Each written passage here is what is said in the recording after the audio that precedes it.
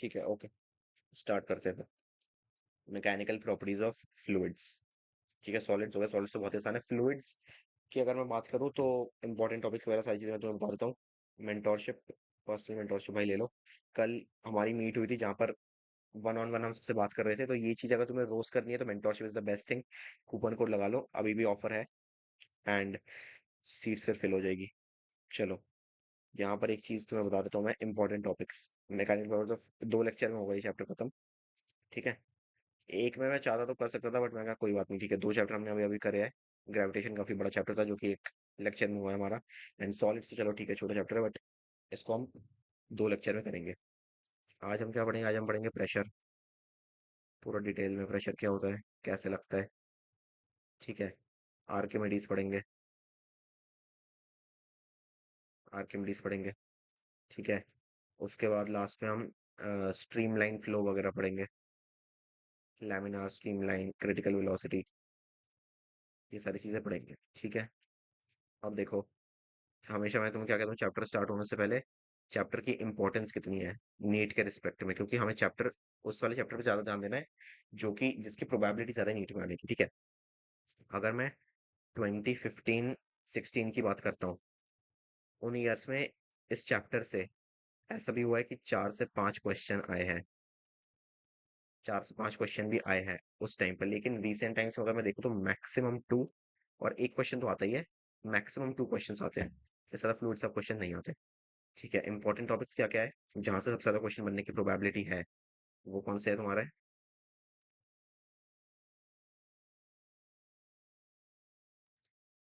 Bernoulli's theorem and viscosity, जो कि हम कल पढ़ेंगे। इन दोनों में सबसे ज्यादा प्रोबेबिलिटी है क्वेश्चन बनने की। इसके अलावा एक इंपॉर्टेंट कॉन्सेप्ट है, वो है तुम्हारा प्रेशर। प्रेशर की अंडरस्टैंडिंग होना जरूरी है क्योंकि बहुत बार एप्लीकेशन आ जाता है इसका। ठीक है, तो बर्नौली एंड विस्कोसिटी जो कि हम कल पढ़ेंगे, कल नहीं परसों पढ़ेंगे, ये सबसे ज्यादा इंपॉर्टेंट है। एंड प्रेशर जो है, ये कॉन्सेप्चुअल क्लैरिटी के लिए बेटर है, ठीक है। इस साल भी टफ बनने के लिए इस चैप्टर से आ सकते हैं अच्छे क्वेश्चन। हाँ हाँ बिल्कुल, ये चैप्टर ऐसा है जिसमें से टफ क्वेश्चन बन सकते हैं, अगर वो चाहे तो टफ बना सकते हो। और भाई पहले ही मैं तुम्हें कह रहा हूँ, बहुत बिल्कुल ही वनीला पेपर होगा, ऐसा सोच के मत जाना। बहुत कम प्रोबेबिलिटी, बहुत ज्यादा। स्कैम तो तुम्हें पता ही है क्या हुआ था। कट ऑफ देखी थे तुम कहाँ पर पहुंचते, तो इजी सा पेपर बिल्कुल ही, मतलब जैसे 23-24 भी आसान पेपर था, उतना टफ था नहीं वो, सच बताऊं मैं तुम्हें। 24 में अगर कोई बोले ना कि प्रैक्टिकली इतने सारे बच्चों के 720 आ सकते हैं, नहीं वो थोड़ा सा अनबिलीवेबल अनबिलीवेबल है, बट स्टिल इतने बच्चे 700 प्लस स्कोर कर रहे हैं, वो शौक की बात नहीं है, क्योंकि पूरा का पूरा पेपर डायरेक्ट एनसीईआरटी से उठ के बन रहा है। एनसीईआरटी तुम फ्लिप करोगे, तुम्हें वहीं से आंसर्स मिल जाएंगे। 2 घंटा 3 घंटा बैठोगे ना आराम से, तुम्हें सारे आंसर एनसीईआरटी के अंदर मिल जाएंगे मैक्सिमम। इसलिए मेन बात ये है कि तुम सिस्टम से फाइट नहीं कर सकते। देखो तुम्हें पता ही बात, जो बेस्ट तुम कर सकते हो वो ये है कि अपनी प्रिपरेशन को स्ट्रांग करो, और कितना भी टफ पेपर हो उसके लिए अपने आप को रेडी रखो। जितना भी टफ पेपर है बनेगा तो एनसीईआरटी से ही ना, बस लाइंस ट्रिकी हो जाएगी, क्वेश्चन लेंदी हो जाएंगे, तो क्वेश्चन प्रैक्टिस करो। जितना एनसीईआरटी में दिया हुआ उससे बाहर नहीं बनेगा, जी एडवांस लेवल पेपर नहीं बनेगा, बट हाँ, बुक से ही घुमा घुमा के क्वेश्चन पूछेगा, तो तुम्हें उसके लिए अपने आप को रेडी करना है। प्लस थ्योरेटिकल क्वेश्चंस बढ़ जाएंगे फिजिक्स और केमिस्ट्री में भी, क्योंकि बच्चों को लगता है सिर्फ न्यूमेरिकल से जो है पेपर बनता है। इस साल 2024 में भी जो है थ्योरेटिकल क्वेश्चन बहुत सारे थे, assertion reason, match the following, इतनी सारी चीजें आ गई थी फिजिक्स में भी, है ना। तो उन सारी चीजों को तुम्हें ध्यान देना है, इसलिए मैं थ्योरी भी तुम्हें करवाता था साइड बाय साइड। कोई बात नहीं, चलो स्टार्ट करते हैं अब। Eight any instant molecules of fluid, pressure की बात करते हैं सबसे पहले। आज प्रेशर पढ़ेंगे एंड आर्किमिडीज वगैरह पढ़ेंगे। चलो, at any instant molecules of a fluid are in random motion in all directions, ठीक है। Let there be a small jet of area dA immersed in a fluid, and let dF be the force experienced by it in one phase due to collisions with the fluid particles, then we define pressure at this point as। ये देखो, ये थोड़ी अच्छी definition लिखी है मैंने यहाँ पर, क्यों लिखी है वही समझा देता हूँ मैं तुम्हें। बेसिकली क्या क्या रहा है, एक फ्लूइड है कंटेनर में, ठीक है, यहाँ तक भरा हुआ है। फ्लूइड के अंदर मॉलिक्यूल्स है काफी सारे, जिनके बीच में अच्छा खासा गैप है, ठीक है। अब देखो, अब ऊपर से तुमने एक छोटा सा piece of paper, chit of area तुमने डाल दिया यहाँ पर। थोड़ा सा बिल्कुल ही माइन्यूट सा एरिया है इसका, एक से रुक जाओ, इसको थोड़ा बेटर ड्रॉ करते हैं, यहाँ पे थोड़ा छोटा हो गया ज्यादा ही। ये तुम्हारा कंटेनर हो गया, ठीक है। यहाँ पर पानी भरा हुआ है, यहाँ पर तुमने थोड़ा सा पेपर डाल दिया। अब डेफिनेशन पढ़ो फिर क्या कह रहा है। Emotional fluid of in fluid, ठीक है, and let DF be the force frame on one face due to collision with the fluid particles. अब देखो, इसके खुद के मॉलिक्यूल्स है, सॉलिड के मॉलिक्यूल्स, ठीक है। फ्लूइड के अंदर मॉलिक्यूल्स हमें विजिबल नहीं है, बट मॉलिक्यूल्स तो है ना। H2 पानी अगर है तो H2 के मॉलिक्यूल्स है यहाँ पर। इन मॉलिक्यूल्स के साथ इनके बीच में कोलिजन हो रहा है, कोलिजन, ठीक है। जहां पर कोलिजन होती है हमने क्या कहा था, वहां पर फोर्स है, पुश या पुल हो रहा है, फोर्स है, ठीक है। ये जो चिट है, जो एरिया, एरिया ऑफ पेपर, इसका एक स्पेसिफिक एरिया होगा ना, शेप है ये, इसका एरिया होगा, अपॉन एरिया हो गया इसका। इस फोर्स और एरिया का जो रेशियो, इसको हम प्रेशर कहते हैं, हमें पता है। Pressure is equal to force upon area, formula होता है। फ्लूइड के केस में हम कैसे देखने वाले हैं, ये एक इमेजिन करने का तरीका था, ठीक है। फ्लूइड के केस में हम इसको कैसे स्टडी करने वाले हैं। फॉर्मूला तुम्हें पता है, B is equal to D F by D A, क्योंकि बहुत माइन्यूट फोर्स है, एरिया भी बहुत कम है, इसलिए डी एफ बाई डी ए, या फिर एफ बाई ए, जैसे तुम्हें सही लगे। डी एफ बाई डी ए है, तो इसलिए हम क्या कर सकते हैं, यहाँ पर इंटीग्रेट भी कर सकते हैं। डी ए को यहाँ पे ले जाके इंटीग्रेट कर दो, या फिर इसको डी एफ को डी ए के रिस्पेक्ट में जो है डिफरेंशिएट कर दो, ठीक है। अब देखो, pressure always acts perpendicular to a surface, and thus total pressure on any surface can be found as total pressure F is equal to, ठीक है, बता दिया ये मैंने तुम्हें। अब देखो, variation of pressure with depth, ये एक थोड़ा सा इंपॉर्टेंट कॉन्सेप्ट है, इसको समझ लेते हैं। Variation of pressure with depth, देखो, फिर से कंटेनर आ गया हमारा। ये क्या कह रहा है, बॉडी है यहाँ पर, ठीक है। टॉप पर पानी के सरफेस पर इसका कुछ प्रेशर होगा पी इनिशियल, यहाँ पर इसका हम मान लेते हैं कुछ प्रेशर पी, ठीक है। जितनी ज्यादा हम डेप्थ बढ़ा रहे हैं, बॉडी को जितना डेप्थ में डाल रहे हैं, जितना डीप डाल रहे हैं हम पानी के अंदर, उसी के साथ साथ प्रेशर में क्या क्या वेरिएशन आएंगे, प्रेशर में क्या चेंजेस आ रहे हैं, इसकी बात हो रही है यहाँ पर, ठीक है। अब देखो, the pressure at the given depth in a fluid is directly proportional to the depth of the fluid, the density of the fluid and the acceleration due to gravity। बहुत ही सही सवाल, मतलब स्टेटमेंट। यहाँ पर इसका इक्वेशन भी दे रखा है, देखो। प्रेशर P किस किस से डायरेक्टली प्रोपोर्शनल है, P is directly proportional to depth. जितना ज्यादा डेप्थ में होगा उतना ज्यादा प्रेशर होगा बॉडी के ऊपर, ठीक है। अब क्या कह रहा है, density of the fluid, rho, rho होता है density of the fluid, and acceleration due to gravity से भी, ठीक है। ये सारी हो गई हमारी मेन बातें। एक्सेलरेशन ड्यू टू ग्रेविटी से भी यहाँ पे लिख देता हूँ। इसी के लिए हम एक फॉर्मूला भी यूज करते हैं, जो फाइनल प्रेशर है वो कितना है, इनिशियल प्रेशर प्लस रो जी एच। रो क्या है, डेंसिटी, जी क्या acceleration due to gravity, h क्या है, हाइट ऑफ द फ्लूइड, मतलब यहाँ से यहाँ तक, यहाँ से लेकर यहाँ तक इसकी कुछ एच हाइट होगी ना, वही हाइट है, रो जी एच, प्लस जो इनिशियल प्रेशर था पी आई, या फिर पी नॉट, पी नॉट से भी डिनोट करते हैं बहुत सारे लोग। तो क्वेश्चन मार्क पी नॉट दीजिए तो कंफ्यूज मत होना, इनिशियल प्रेशर ही है वो। तो इससे तुम्हारे पास नेट प्रेशर आ जाएगा। तो प्रेशर के हमने दो फॉर्मूला देख लिए, क्या देख लिए, force upon area and initial pressure plus rho ji h, ठीक है। अब देखो, चलो इसको रहने देते हैं, इसको रहने देते हैं। अब आर्किमिडीज वगैरह देखते हैं, बाइंड फोर्सेस क्या होती है, कैसे इसको अप्रोच करते हैं, उसके क्वेश्चंस देखेंगे फिर, ठीक है। कल जो डाउट सेशन था हमारा, उसके अंदर भी ज्यादातर बच्चे यही पूछ रहे थे कि क्वेश्चन प्रैक्टिस कैसे करें, क्वेश्चन के साथ जो है क्लास में करते वो समझ में आ जाता है, डीपीपी में भी देखते सॉल्यूशंस वो भी समझ में आ जाता है, खुद से जब कहते हैं वो समझ में नहीं आता। तो उसके लिए वही मैं सिखा रहा हूँ तुम्हें, कि जब मैं सॉल्यूशन को समझा रहा हूँ, सिर्फ सॉल्यूशन मत समझो, क्वेश्चन की अप्रोच को समझो, कि क्वेश्चन को मैं टैकल कैसे कर रहा हूँ, क्वेश्चन को ब्रेक डाउन कैसे कर रहा हूँ मैं, ठीक है। आज थोड़ा ज्यादा टाइम देके मैं क्वेश्चन को ब्रेक डाउन कर दूंगा, अगर तुम्हें वैसा लगता है तो, बट उस तरीके को सीखो, अप्रोच को सीखो, समझ रहे हो, तभी खुद से क्वेश्चंस बनेंगे।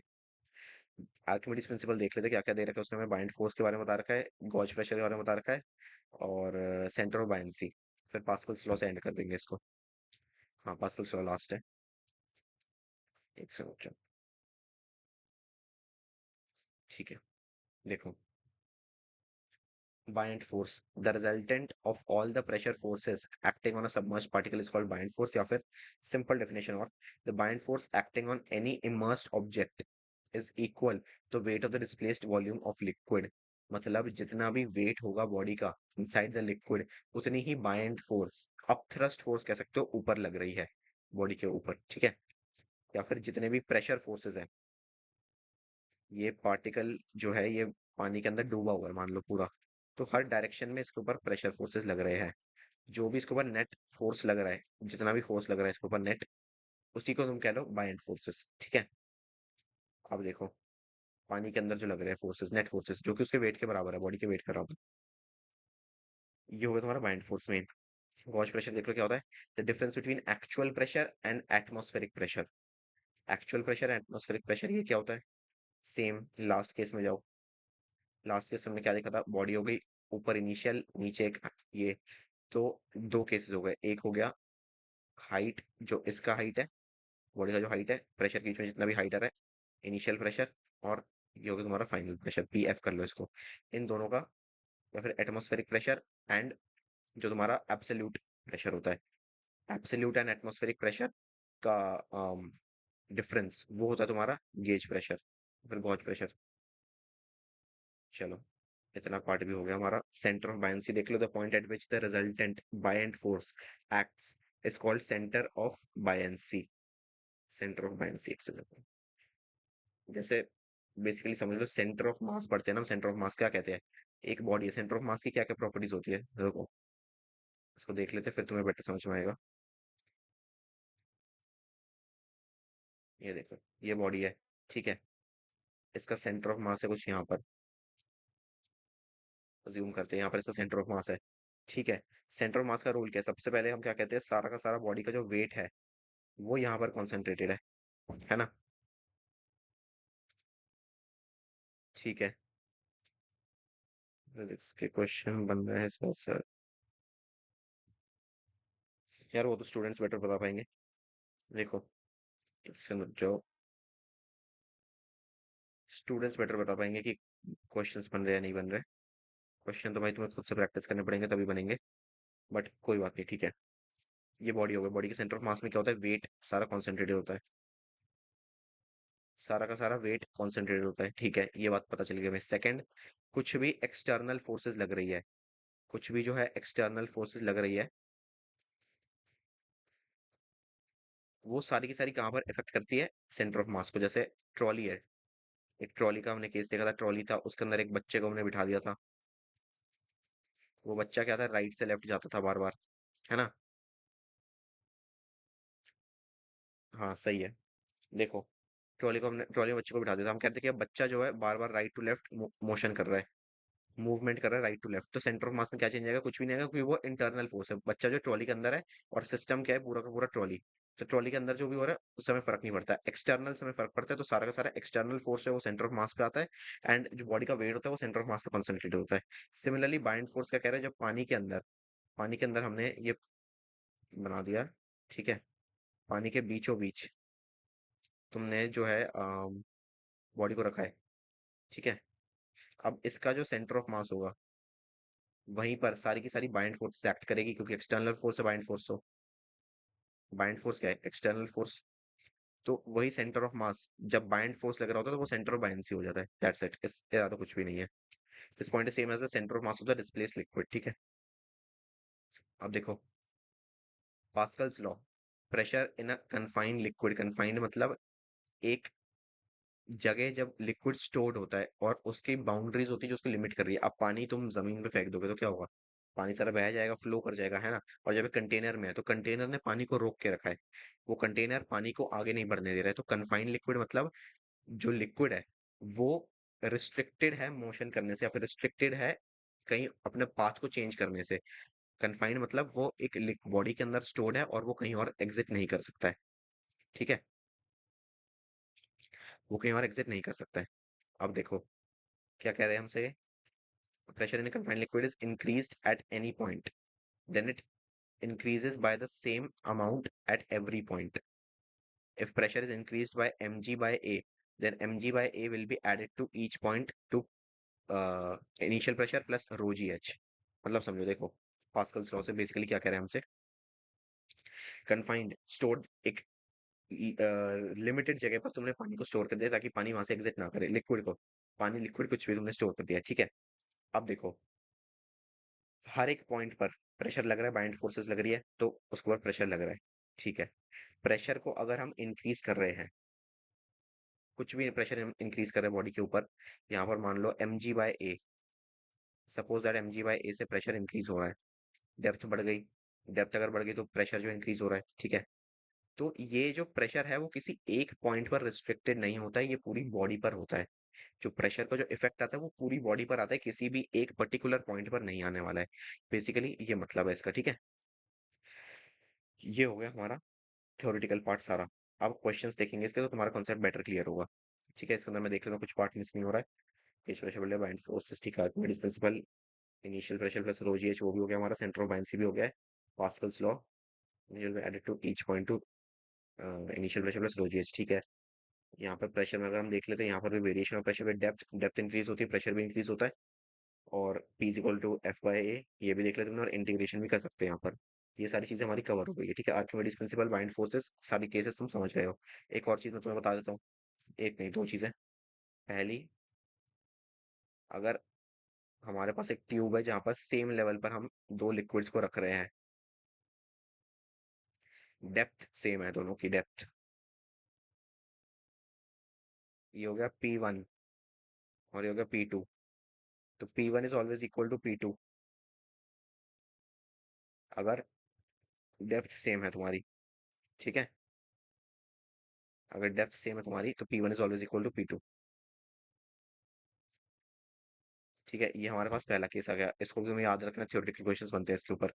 सेकंड, यहाँ पर पास्कल्स लॉ से ही अगर मैं देखूं, अगर बॉडी जिस वेसल के अंदर है, पानी जिस वेसल के अंदर है, मान लो एक क्लोज्ड कंटेनर के अंदर मैंने इसको डाल दिया है अब, ठीक है। जो कंटेनर है ऊपर से क्लोज है, सील्ड है, ये पानी इसके अंदर है, रिस्ट्रिक्टेड टू मोशन।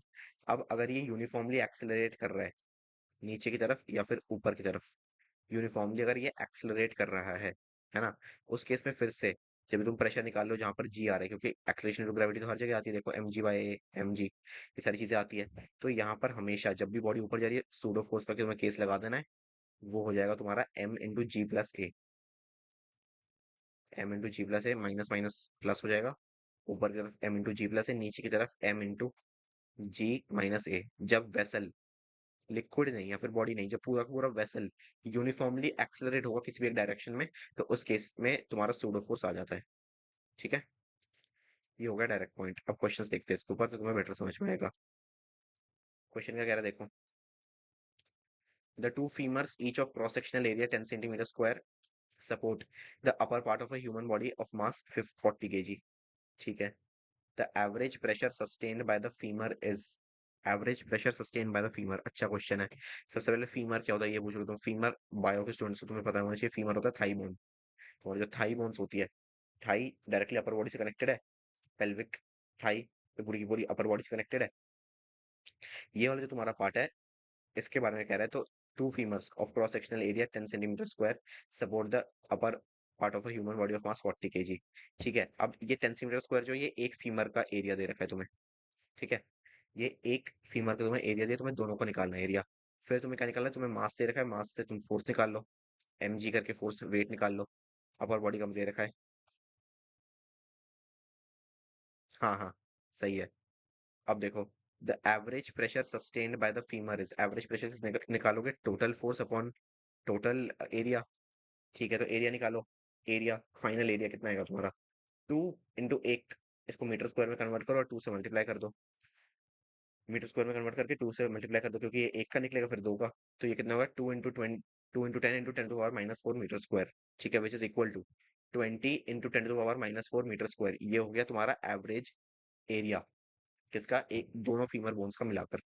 फोर्स कितना होता है mg, वेट, अपर बॉडी, जो बॉडी ऊपर फीमर के ऊपर जो हमारी अपर बॉडी जो है उसकी बात कर रही है, कितना है मास उसका 40 kg, जी लगाओ, extension of gravity 40 Newton, sorry 40 × 10 400 Newton, जी को 10 रख सकते, क्वेश्चन में दे रखा है। फोर्स आ गया, एरिया आ गया, दोनों को डिवाइड करो, pressure is equal to force upon area, 400/20 × 10⁻⁴ is equal to 2 × 10⁵ newton per metre square, ठीक है, Newton per metre square. Direct बिल्कुल आसान क्वेश्चन था ये, सॉल्व कर लोगे इसके बाद आंसर आ जाएगा तुम्हारा। इसको 4 × 10⁻² कर दो, और या फिर 0 0 काट के 4 × 10 कर दो, ये ऊपर जाके 3 हो जाएगा, फिर डिवाइड कर दो, हो जाएगा तुम्हारा आंसर। ठीक है। हम्म। 3 नहीं, सॉरी 5। ऊपर जाके 5 हो जाएगा ये। चलो, ऑप्शन कौन सा है? हाँ, 2 × 10⁻⁻5। सॉरी, माइनस नहीं, 5। -5 नहीं, सिर्फ simple 5।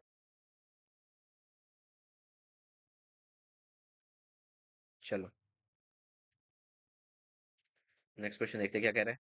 A 50 kg girl wearing heel shoes, heels, balance on a single heel, एक हील पर वो बैलेंस कर रही है, तो पूरा प्रेशर एक हील पर आ जाएगा। The heel is circular with a diameter 1 centimetre. Diameter दे दिया है। The pressure exerted by the heel on the horizontal floor is, pressure exerted फिर से P = F/A। अलग अलग तरीके में कैसे P = F/A को यूज करना, तुम्हें ये समझा रहा हूँ तुम्हें। ठीक है। तो देखो, अगर तुम्हें ऐसे टाइप का क्वेश्चन बिल्कुल समझ में नहीं आ रहा है, तो तब क्या करना है, इस सॉल्यूशन को एक सेकंड के लिए हटा देते हैं और सिर्फ नॉर्मल बात करते हैं। एक सेकंड जो,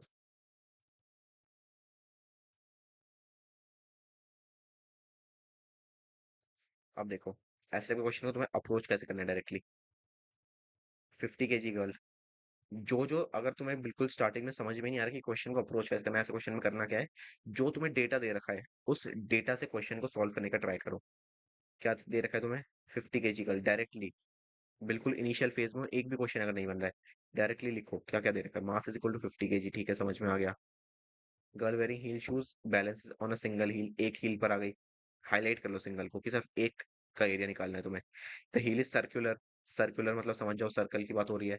डायमीटर दे दिया, डायमीटर कितना है इसका? 1 सेंटीमीटर। इसका डायमीटर कितना है? 1 सेंटीमीटर।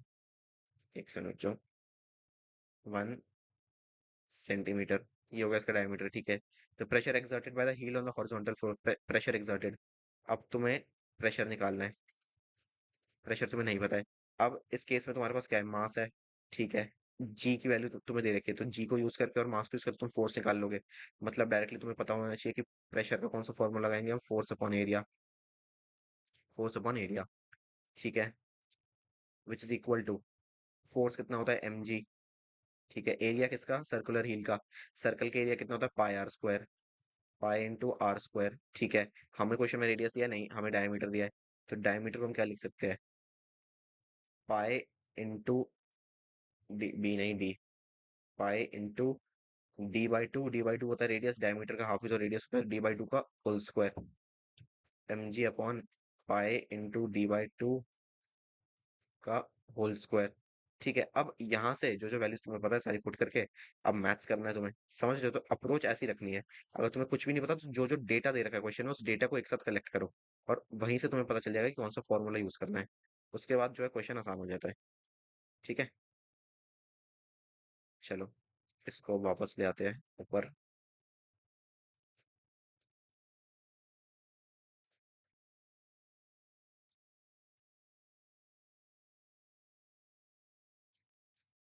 ये आ गया तुम्हारा सोल्यूशन। अब देखो, P = F/A, ठीक है, mg अपॉन π × d/2 का स्क्वायर। 2 का स्क्वायर 4 हो गया, 4 करके ये ऊपर चला गया क्योंकि नीचे फ्रैक्शन के नीचे वाले फ्रैक्शन पर हमने, तो ऊपर चला गया। ठीक है। mg को mg रहने देते हैं। ये कितना हो गया? πd², डी का भी स्क्वायर होगा यहाँ पर, डायमीटर का स्क्वायर। ठीक है। अब देखो, 4 × 50 × 10, 4 मास, सॉरी, 4 जो यहाँ पर है, 50 मास, जी है acceleration due to gravity. 4 × 15 × 10 divided by pi को 3.14 रख लो, मल्टीप्लाइड बाय कितना? 1 सेंटीमीटर। 1 सेंटीमीटर को मीटर में कन्वर्ट करके, मीटर, हाँ, 1 सेंटीमीटर को मीटर में कन्वर्ट कर लो, कितना हो जाएगा? 10⁻⁻²। सही है, ओके, 10⁻⁻² का स्क्वायर।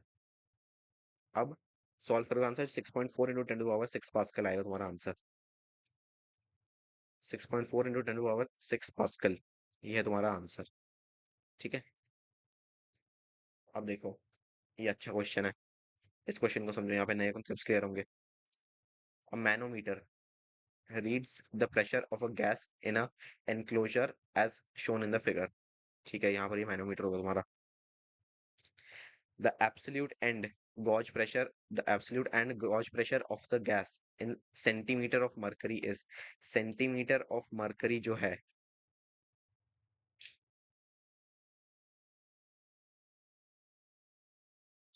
इस तरह के को अप्रोच कर लेते हैं। दिक्कत वहां थी जहाँ वैल्यू नहीं दी होती है। वैल्यू जहाँ नहीं होती है। अच्छा शिव एक काम करो, जो हमारा डाउट फोरम है तुम वहां पे मेरे को ऐसे टाइप पे क्वेश्चन सेंड करो जहाँ पर कोई वैल्यू नहीं है। डाउट फोरम में मैं तुम्हें एक वीडियो सोल्यूशन बना के फिर बताऊंगा कि कैसे अप्रोच करना है वैसे टाइप के क्वेश्चन को, ठीक है? मैं डिटेल में फिर तुम्हें बेटर समझा पाऊंगा वहां पर। या फिर तुम प्रीवियस लेक्चर्स देखो जहाँ पर कोई ऐसा क्वेश्चन हो जहाँ पे वैल्यूज ना हो, तो तब बेटर क्लियर हो पाएगा तुमसे, है ना? या फिर तुम्हारे पास अगर कोई ऐसा क्वेश्चन है तो उसको डाउट फोरम पे सेंड करना, मैं तुम्हें वीडियो सोल्यूशन दे दूंगा। देखो, the absolute and gauge pressure, absolute मतलब जो फाइनल प्रेशर पी, पी जो होता है ना वो निकालना है हमें। अब एक ट्विस्ट आ गया यहाँ पर, हमसे ये क्या पूछ रहा है क्वेश्चन में, टेक एटमॉस्फेरिक प्रेशर एटीएम कितना, 76 centimetre of mercury. 76 centimetre of mercury क्या है जिसको नहीं पता है? 76 centimetre of mercury, 76 CM of H ji, H G होता है ना मरकरी, 76 सीएम एच जी जो है, ये एक यूनिट होती है प्रेशर की। ये 76 सेंटीमीटर लेंथ नहीं है, ये यूनिट होती है प्रेशर की एक, ठीक है? किसके बराबर होती है? इसको कन्वर्ट अगर हमें करना हो तो कन्वर्जन कैसे करेंगे? ये बराबर होती है 1 एटीएम के। 1 ATM is equal to same 76 centimetre of H G, ठीक है? ये तुम्हें पता होना चाहिए, 1 एटीएम इसके बराबर होता है, ठीक है? तो एब्सोल्यूट प्रेशर कितना है तुम्हारा? देखो यहाँ पर क्या है, यहाँ पर जो हमें 20 सेंटीमीटर दिया है, ये कोई लेंथ नहीं है, ये 20 सेंटीमीटर ऑफ मरकरी यहाँ पर प्रेशर है। यहाँ पर है 20 सेंटीमीटर ऑफ मरकरी प्रेशर, ठीक है? मरकरी है पूरे लिक्विड में, यहाँ पर 76 सेंटीमीटर ऑफ मरकरी प्रेशर है, यहाँ पर 20 सेंटीमीटर। एब्सोल्यूट कितना होता है? नेट, एब्सोल्यूट प्रेशर मतलब नेट, टोटल करो। तो 76 centimetre of mercury plus 20 centimetre of mercury जो हमारे पास है, ये तुम्हारा डायरेक्ट आएगा 96 सेंटीमीटर ऑफ मरकरी, आंसर, ठीक है? 96 सेंटीमीटर ऑफ मरकरी दोनों को ऐड कर दिया हमने नेट निकालने के लिए, नेट प्रेशर के लिए, ठीक है? तो 96, 96 सबसे पहले किस में आ रहा है? एब्सोल्यूट पहले निकालने को बोला है ना, तो एब्सोल्यूट 96 किस में? इसमें नहीं है, इसमें नहीं है, इसमें नहीं है, इसमें है। तो ये वाला हो गया हमारा करेक्ट ऑप्शन, बट स्टिल हम देखेंगे कि 20 को कैसे निकालना है। तो देखो, अब देखो फिर से गॉज प्रेशर कितना होता है, डिफरेंस बिटवीन एक्चुअल मतलब absolute pressure and atmospheric pressure, atmospheric and actual and atmospheric का जो है डिफरेंस। तो अब देखो, यहाँ पर आएगा तुम्हारा ट्विस्ट, तुमने अभी एब्सोल्यूट प्रेशर या फिर एक्चुअल प्रेशर कितना निकाला, 96, ठीक है? माइनस कौन सा pressure? Atmospheric pressure, atmospheric pressure कितना है? Take atmospheric pressure 76 centimetre of mercury, 76 H G, ये है हमारा एटमॉस्फेरिक प्रेशर, सॉरी, हाँ 76 सेंटीमीटर एटमॉस्फेरिक प्रेशर। ये टोटल हो गया गॉज प्रेशर तुम्हारा 20 सेंटीमीटर ऑफ मरकरी, या फिर जो भी यहाँ पर हाइट की इलोंगेशन है, यही हो गया तुम्हारा डायरेक्टली 20 आंसर। तो 96,20, ठीक है? चलो एक लास्ट क्वेश्चन देखते हैं, फिर स्ट्रीमलाइन फ्लो करेंगे। देखो अब, इसको रोज एच कर दूंगा मैं, दोनों टुक जाओ।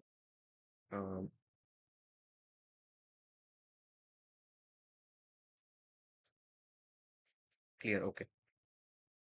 सम iron beads are embedded in a wax ball which is just floating in water, ठीक है? The volume of ball is 18 cubic centimeter and relative density of wax is 0.9, then mass of the iron trapped in the ball is, अब देखो basically क्या कह रहा है, figure को समझना, इसके अंदर ये वैक्स की बॉल है, इसके अंदर कुछ आयरन बीड्स, बीड्स होती है ना, मोतिया, तो वैसे ही लोहे की छोटी छोटी पार्टिकल्स मान लो, बॉल्स मान लो, इसको हमने वैक्स बॉल के साथ अटैच कर दिया, ठीक है? ये अब क्या कर रहा है? ये फ्लोट कर रहा है पानी में, पानी में क्या कर रहा है? तैर रहा है, ये फ्लोट कर रहा है, ठीक है? फिर क्या कह रहा है? बॉल का हमें वॉल्यूम दे दिया है, वैक्स बॉल का हमें वॉल्यूम दे दिया है, ठीक है? और कह दिया डेटा निकालो, डेटा निकालो हमें यहाँ से सिर्फ अभी, ठीक है? In water volume of the ball is 18 cubic centimetre, relative density of wax is, relative density rho, relative density मतलब पानी के रिस्पेक्ट में इसकी डेंसिटी कितनी है? 0.9, 0.9, ठीक है? अब क्या कह रहे हैं हमसे? मास ऑफ द आयरन ट्रैप्ड, इसके अंदर जो मास, आयरन का जो मास है, आयरन का जो मास है, ये हमें निकालना है कि आयरन का मास कितना होगा। देखो, weight is of thrust by and force हमने देखा था, जो भी इसका वेट है उतनी ही फोर्सेस इसके ऊपर लग रही है ना? ध्यान दो यहाँ पर, वेट कितना होता है? mg, mg कितना होगा यहाँ पर? इस पूरे ओवरऑल इसका मास कितना होगा, जो भी बॉल का मास है, वैक्स वाली बॉल का जो मास है, और जो भी आयरन बीड्स इसके अंदर फंसे हुए हैं उसका भी मास है ना सेम। नेट करो, मास का नेट करो, इनटू जी, टोटल एम जी हो गया तुम्हारा वेट। अब थ्रस्ट कितना लगेगा, तो यहाँ पर तुम्हारा वॉल्यूम रो वी जी, ये होता है अब थ्रस्ट का फॉर्मूला। कितना, रो वी जी, रो किसका, जिस लिक्विड के अंदर इमर्स्ड है उसका डेंसिटी, इनटू वॉल्यूम, जो बॉडी इमर्स्ड है उसका volume, and acceleration due to gravity G. ठीक है, इसको इक्वेट कर दो। एम जो है, एम हमने आयरन का मास रखा है जो कि हमें एक्चुअल में निकालना है क्वेश्चन में। मास ऑफ वैक्स हमें दे रखा है यहाँ पर। ठीक है, मास ऑफ वैक्स, अच्छा नहीं, मास ऑफ वैक्स भी हमें नहीं दे रखा। मास ऑफ वैक्स कैसे निकालोगे, देखो 0.9 रिलेटिव डेंसिटी दे रखी है, डेंसिटी इनटू 18 कितना है, वॉल्यूम। डेंसिटी क्या होता है, मास बाय वॉल्यूम। 18 कितना है, वॉल्यूम, तो mass by volume into volume क्या होगा, वॉल्यूम से वॉल्यूम कट गया, मास आ गया तुम्हारे पास। ठीक है, तो ये 0.9 इंटू 18 हो गया तुम्हारा मास। किसका मास, वैक्स वाली बॉल का मास। ठीक है, हम तो आयरन बीट्स का निकालना है, तो 18 इंटू 0.9 इज इक्वल टू, ये जी से जी कैंसिल आउट हो गया, 18 इंटू 1, वॉल्यूम कितना है 18, density, density of water, density of water है ये 1। अभी डेंसिटी ऑफ वाटर 1000 होती है, केजी मीटर क्यूब में नहीं है, ये ग्राम सेंटी क्यूबिक सेंटीमीटर में है। ठीक है, ग्राम पर सीसी में जो है ये तुम्हारा आता है 1, वाटर की डेंसिटी।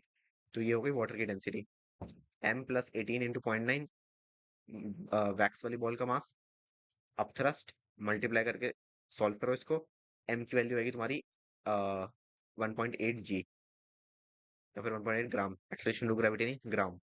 तो 1.8 ग्राम है आंसर। ये थोड़ा सा ट्रिकी क्वेश्चन था, अगर फिर से समझाना है तो बता दो, वरना स्ट्रीमलाइन देखेंगे फिर।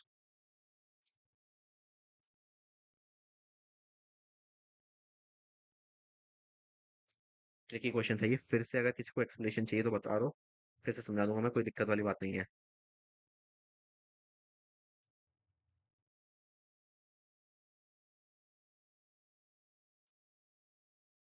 रिपीट कर देता हूँ, कोई बात नहीं, रिपीट कर देता हूँ मैं, एक सेकंड रुक जाओ, इसको इरेज करके फिर से सॉल्व कर देता हूँ मैं।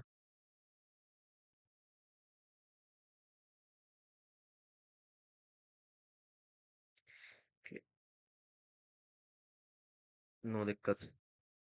जागृति कह रही है एक बार मैं शॉर्ट में रिपीट कर देता हूँ इसको। ठीक है, बाद में कोई दिक्कत नहीं रहनी चाहिए। एक बार बस 2 मिनट रुक जाओ, 2 मिनट में मैं इसको रिपीट करता हूँ, फिर नेक्स्ट टॉपिक स्टार्ट करते हैं। ठीक है, 2 मिनट बस। देखो बेसिकली क्या कह रहे हैं हमसे, क्वेश्चन क्या कह रहे हैं, क्वेश्चन का डायग्राम समझ लो। कंटेनर है, कंटेनर के अंदर लिक्विड है, लिक्विड के अंदर एक बॉल फ्लोट कर रही है, बॉल क्या है, वैक्स की बॉल है, और उसके अंदर आयरन की बीड्स फंसे हुए हैं। ठीक है, मैं पूरा ही कर देता हूँ, पूरा ही कर देता हूँ, एक बार बस बैठ जाओ, पूरा ही कर देता हूँ मैं। ठीक है, अब हमें क्या क्या दे रखा है, हमें जो है बॉल का वॉल्यूम दे रखा है क्वेश्चन के अंदर। ये जो वैक्स का, सिर्फ वैक्स वाली बॉल का वॉल्यूम दे रखा है हमें, आयरन बीट्स का कुछ नहीं पता हमें, ना वॉल्यूम पता है ना मास पता है, सिर्फ जो, एक सेकंड जो, इसको मैं ऊपर ही ड्रॉ कर देता हूँ मैं फिर।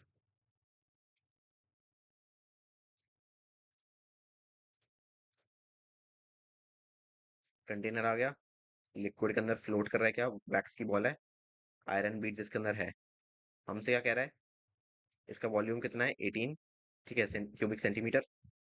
आयरन बीट्स आर एम्बेडेड, इसके अंदर आयरन बीट्स फंसे हुए हैं। वैक्स वाली बॉल का वॉल्यूम कितना है 18 सेंटीमीटर क्यूब। ठीक है, रिलेटिव डेंसिटी यहाँ पर हमें दे रखी है कितनी है, रो, रो इज इक्वल टू 0.9।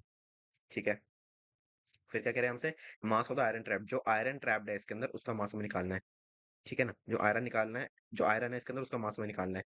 तो बेसिकली हम क्या करेंगे, इसका जो भी वेट है टोटल, पूरी जो बॉडी का वेट है, आयरन बीट्स प्लस वैक्स का जो भी वेट है, वो कितना होगा, अपथ्रस्ट के बराबर। अपथ्रस्ट, अपथ्रस्ट मतलब इसको, जो बाइंड फोर्स, बाहर से जो फोर्सेस, नेट फोर्सेस इसके ऊपर लग रही है, पानी के अंदर है, वाटर मॉलिक्यूल्स क्रैश कर रहे हैं आपस में, फोर्सेस लग रहे हैं, अपथ्रस्ट, एक अपथ्रस्ट आएगा इसमें। ठीक है, अपथ्रस्ट, वेट कितना होता है mg, मास कितना लेंगे, सबसे पहले आयरन का मास, आयरन वाली बॉल का मास, या फिर आयरन बीट्स का मास, और वैक्स का मास।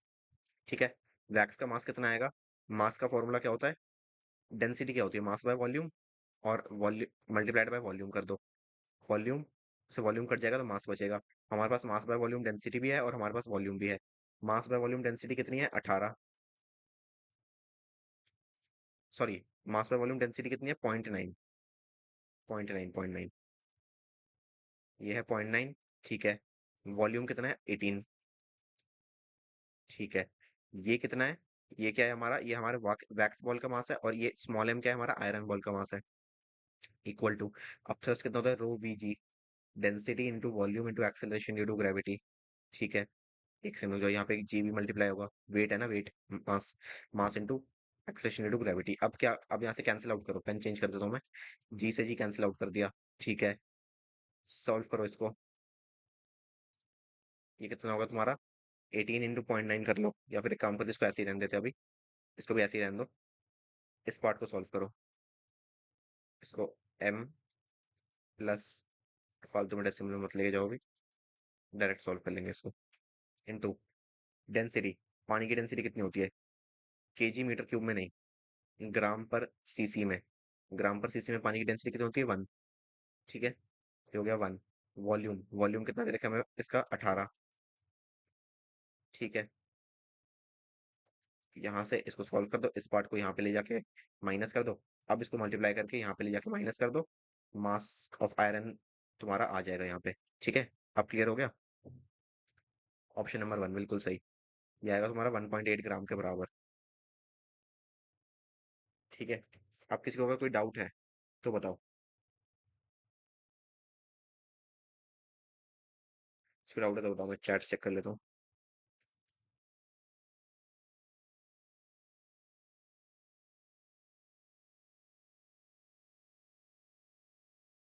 क्लियर ना? बस ठीक है, भावना क्लियर हो गया ना?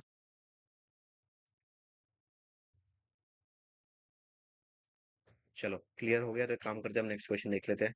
अच्छा, क्वेश्चन तो नहीं, अब तो सिर्फ थ्योरेटिकल पार्ट है, स्ट्रीमलाइन फ्लो इंपॉर्टेंट पार्ट है। थ्योरी है इसके अंदर, थोड़ी अच्छे से डिटेल में दे रखी है एनसीईआरटी में, इसलिए हम सिर्फ थ्योरी पढ़ने वाले हैं यहाँ पर। न्यूमेरिकल्स इसके अंदर बहुत ही रेयर बन जाते हैं, तो ज्यादा उसके अंदर घुसने की जरूरत नहीं है। सिर्फ ऊपर ऊपर से जितनी भी थ्योरी है, थोड़ी ज्यादा है थ्योरी, बट पढ़ लेंगे, आसान है। ठीक है, चलो देखो क्या कह रहा है।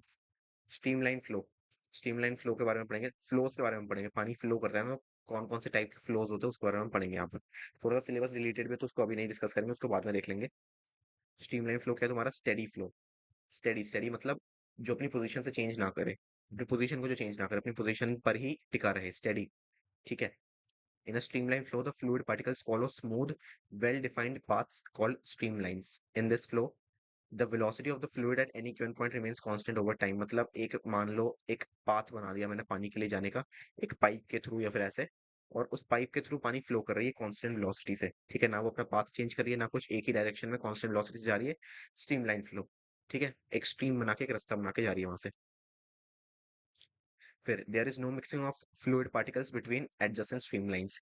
मतलब अगर यहाँ पर ये डिफरेंस है, ये तुम्हारा एक स्ट्रीमलाइन है और यहाँ पर एक और स्ट्रीमलाइन है, दोनों के बीच में कोई मिक्सिंग नहीं हो रही, बिल्कुल भी नहीं। दोनों के बीच का जो लिक्विड है वो मिक्स नहीं हो रहा है, दोनों लिक्विड्स जो है वो इंडिपेंडेंट है और अपने आप फ्लूइड, एज अ फ्लूइड वो फ्लो कर रहे हैं एक कांस्टेंट पाथ के थ्रू। अब देखो, there is no mixing of fluids. ठीक है, each fluid particle follows the same path as one before it. each fluid particle follows the same path as the one before it। दोनों mix नहीं हो रहे हैं। the streamlines never intersect। कभी भी intersect मतलब ये पैरेलल है तो ये शायद पैरेलल ही चलते रहेंगे, कभी भी इंटरसेक्ट नहीं होगा। तो इंटरसेक्ट नहीं होंगे स्ट्रीमलाइंस तो मिक्सिंग भी नहीं होगा लिक्विड का। ठीक है ना, सिंपल बात है बिल्कुल। and the flow is smooth and orderly। this type of flow is typical at low velocities and for fluids with low viscosity। low viscosity and low velocity, देखो लो वेलोसिटी तुम्हें पता ही है कि धीरे चल रहा है, विस्कोसिटी क्या होता है? विस्कोसिटी होता है थिकनेस ऑफ फ्लूइड।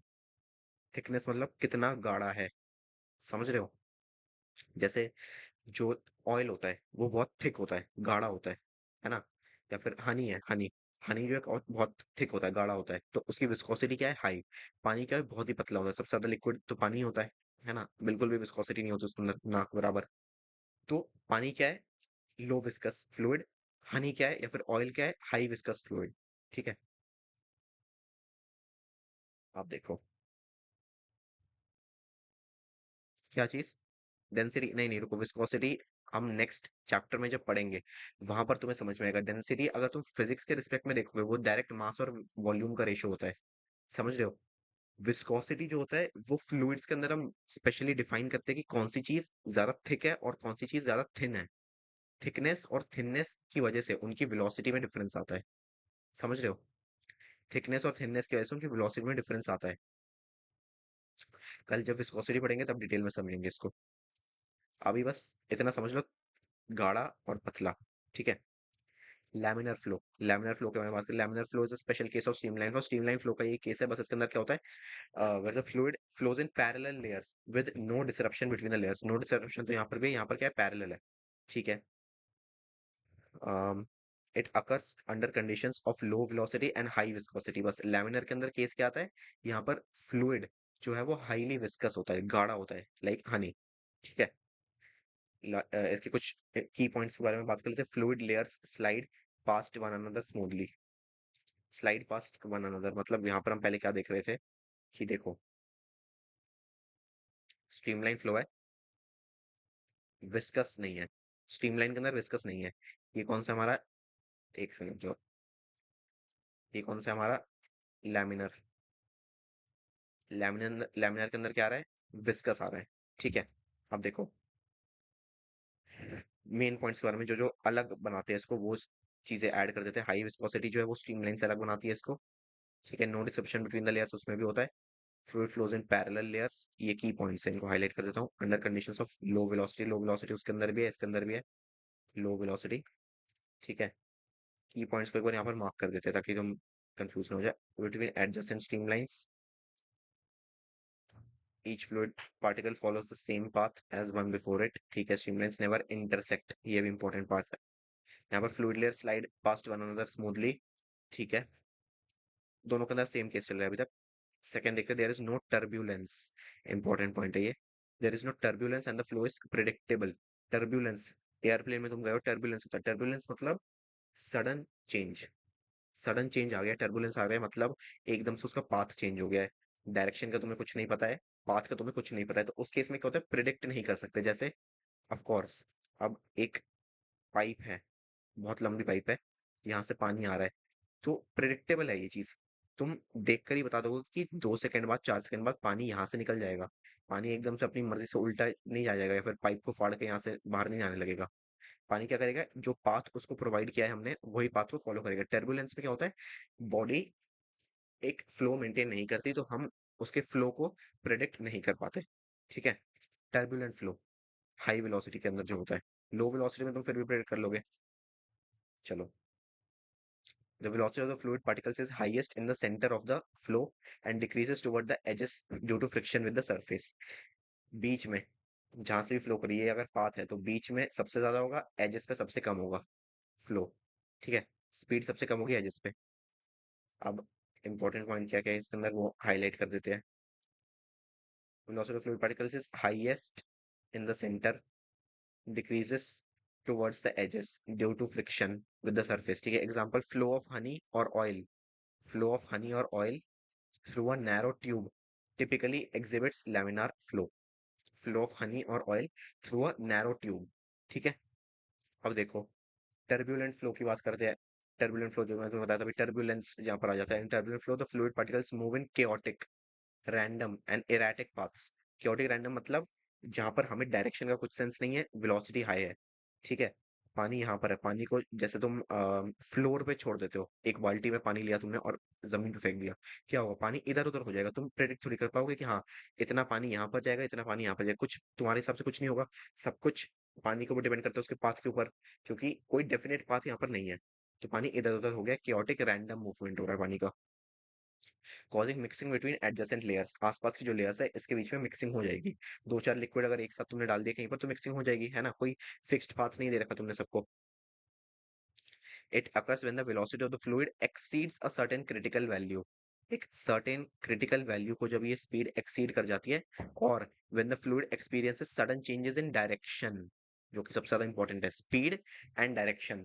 स्ट्रीमलाइन क्या कर रहा था, एक स्ट्रीम बना रहा था, एक लाइन बना रहा था जहां से लिक्विड जा रहा है, एक पाथ बना के उसने दे दिया है। यहाँ पर क्या हो रहा है, डायरेक्शन में भी चेंज आ रहा है, स्पीड में भी चेंज आ रहा है, तो हम कुछ भी प्रिडिक्ट नहीं कर पा रहे हैं। ठीक है। आसान चीज है। डायरेक्शन और speed. Characteristics of turbulent flow include, characteristics क्या है, irregular and unpredictable motion of fluid particles, इसको शॉर्ट नोट्स में ऐड करना अगर बनाते हो तो। Mixing of different layers of fluid, बिल्कुल हो सकता है। Formation of eddies, swirls and vortices, ये बेसिकली क्या होते हैं देखो, एडी करेंट्स वगैरह आते हैं, वो तुम फिजिक्स ट्वेल्थ की फिजिक्स में आता है एडी करेंट्स वगैरह तो मेन। बट अभी देख लो इसको, एक सेकंड रुक जाओ। पानी जब क्या हो रहा है, swirls क्रिएट कर रहा है, मतलब एकदम से तुम घुमा रहे हो, तो कोई डेफिनेट डायरेक्शन नहीं, वो सर्कुलर मोशन भी कर सकता है, वो किसी भी टाइप का मोशन कर सकता है। ठीक है, तो वो वाटर के मूवमेंट से या फिर वाटर के मोशन से, सडन हाई वेलोसिटी मोशन से जो है एक डिस्ट्रेस क्रिएट होता है, जिसकी वजह से कह सकते हो तुम एक डेफिनेट शेप बॉडी जो है नहीं ले पाती है, जिसकी वजह से काफी अलग अलग शेप्स एंड फिगर्स में वो फैल जाता है। इतनी मेन बात यही है। ठीक है, AD currents, swirls and vortices। swirl देखे होंगे ना तुमने, ऐसे ऐसे ऐसे swirls, वही कह रहा है।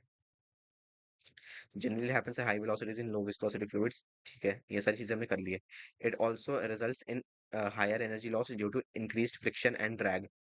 Increased friction and drag, drag क्या है, वाटर के फ्रिक्शन, वाटर या फिर किसी फ्लूइड के फ्रिक्शन को हम क्या कहते हैं, drag, air drag, water drag. ठीक है, एग्जांपल देखते हो, flow of water in rivers और air over an airplane wing can become turbulent. Main बात, रिवर, रिवर का क्या है, फिक्स्ड पाथ नहीं है, फैली हुई है रिवर, है ना। तो वहां पर क्या, वहां पर swirls आते हैं, ओशंस, वहां पर क्या होता है, swirls आते हैं, पानी एक फिक्स्ड पाथ के अलॉन्ग नहीं मूव कर रहा है। ठीक है, बिकम टर्बुलेंट। इतना पार्ट हमारा हो गया। नेक्स्ट क्या कह रहे हैं, क्रिटिकल वेलोसिटी। क्रिटिकल वेलोसिटी क्या होती है, critical velocity is the velocity of the fluid above which the flow becomes turbulent and below which the flow remains laminar.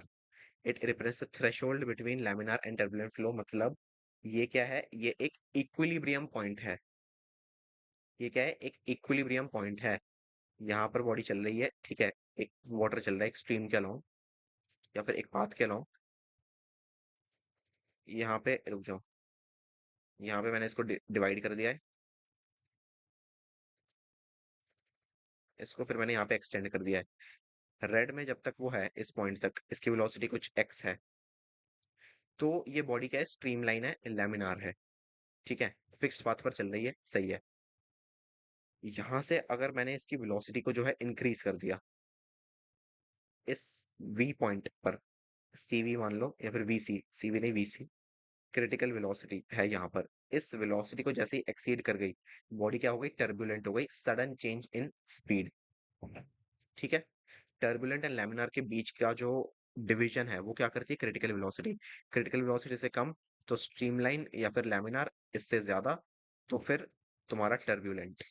ठीक है, इतनी बात थी स्ट्रीमलाइन टर्बुलेंट में। इसके ऊपर सिर्फ और सिर्फ थ्योरेटिकल क्वेश्चंस बनते हैं, उसके लिए तुम्हें ज्यादा टेंशन नहीं लेनी है, आसान सा पार्ट है।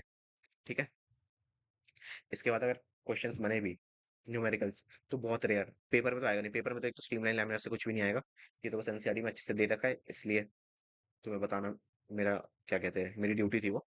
बट इंपॉर्टेंट टॉपिक्स मैंने तुम्हें स्टार्टिंग में बता दिए थे, दिखा देता हूँ मैं फिर से। इंपॉर्टेंट टॉपिक्स मैंने तुम्हें बता दिए थे, अच्छा हट गया है क्या, रुको लिख देता हूँ मैं इंपॉर्टेंट टॉपिक्स। इंपॉर्टेंट टॉपिक्स है हमारे प्रेशर कंसेप्चुअल अंडरस्टैंडिंग के लिए, क्योंकि इसमें से रो जी एच फॉर्मूला आ गया, और भी जो फॉर्मूलाज है वो इंपॉर्टेंट फॉर्मूलाज है। ठीक है, प्रेशर हो गया, विस्कोसिटी, और बर्नौलीज थ्योरम। ये क्या है, ये इंपॉर्टेंट पार्ट है। ठीक है, मोस्ट इंपॉर्टेंट टॉपिक्स। अगर तुम्हें एक पीडीएफ चाहिए हो हर एक चैप्टर के मोस्ट इंपॉर्टेंट टॉपिक्स की, जिसके ऊपर क्वेश्चन बनेगा ही बनेगा, तो वो मैं तुम्हें प्रोवाइड कर दूंगा। चाहिए हो तो बता देना मेरे को। ठीक है, आज का लेक्चर यहीं पे खत्म हो जाता है। 23rd को हम विस्कोसिटी पढ़ेंगे एंड बर्नौलीज थ्योरम पढ़ेंगे। इसके अंदर क्रिटिकल वेलोसिटी के अंदर एक और चीज आती है, वो है रेनॉल्ड्स नंबर वगैरह, वो सारा तुम्हारे सिलेबस से हट गया, इसलिए अभी उसको हम नहीं कर रहे। किसी को कुछ भी डाउट है पूरे लेक्चर में तो पूछो, वरना फिर एंड करते लेक्चर को। ठीक है, और शिव तुम मेरे से वो डाउट पूछ लेना एक बार, क्या कहते हैं, अगर किसी भी कंसेप्चुअल कुछ भी डाउट आ रहा है तो तुम, हाँ ठीक है, भेज दूंगा मैं, तुम मेरे को डाउट फोरम पे भेज देना। मेंटोरशिप में अगर तुम एनरोल्ड हो तो डाउट फोरम पे मेरे को भेज देना। चलो, किसी को कोई डाउट नहीं है तो बताओ, फिर एंड करते हैं लेक्चर को।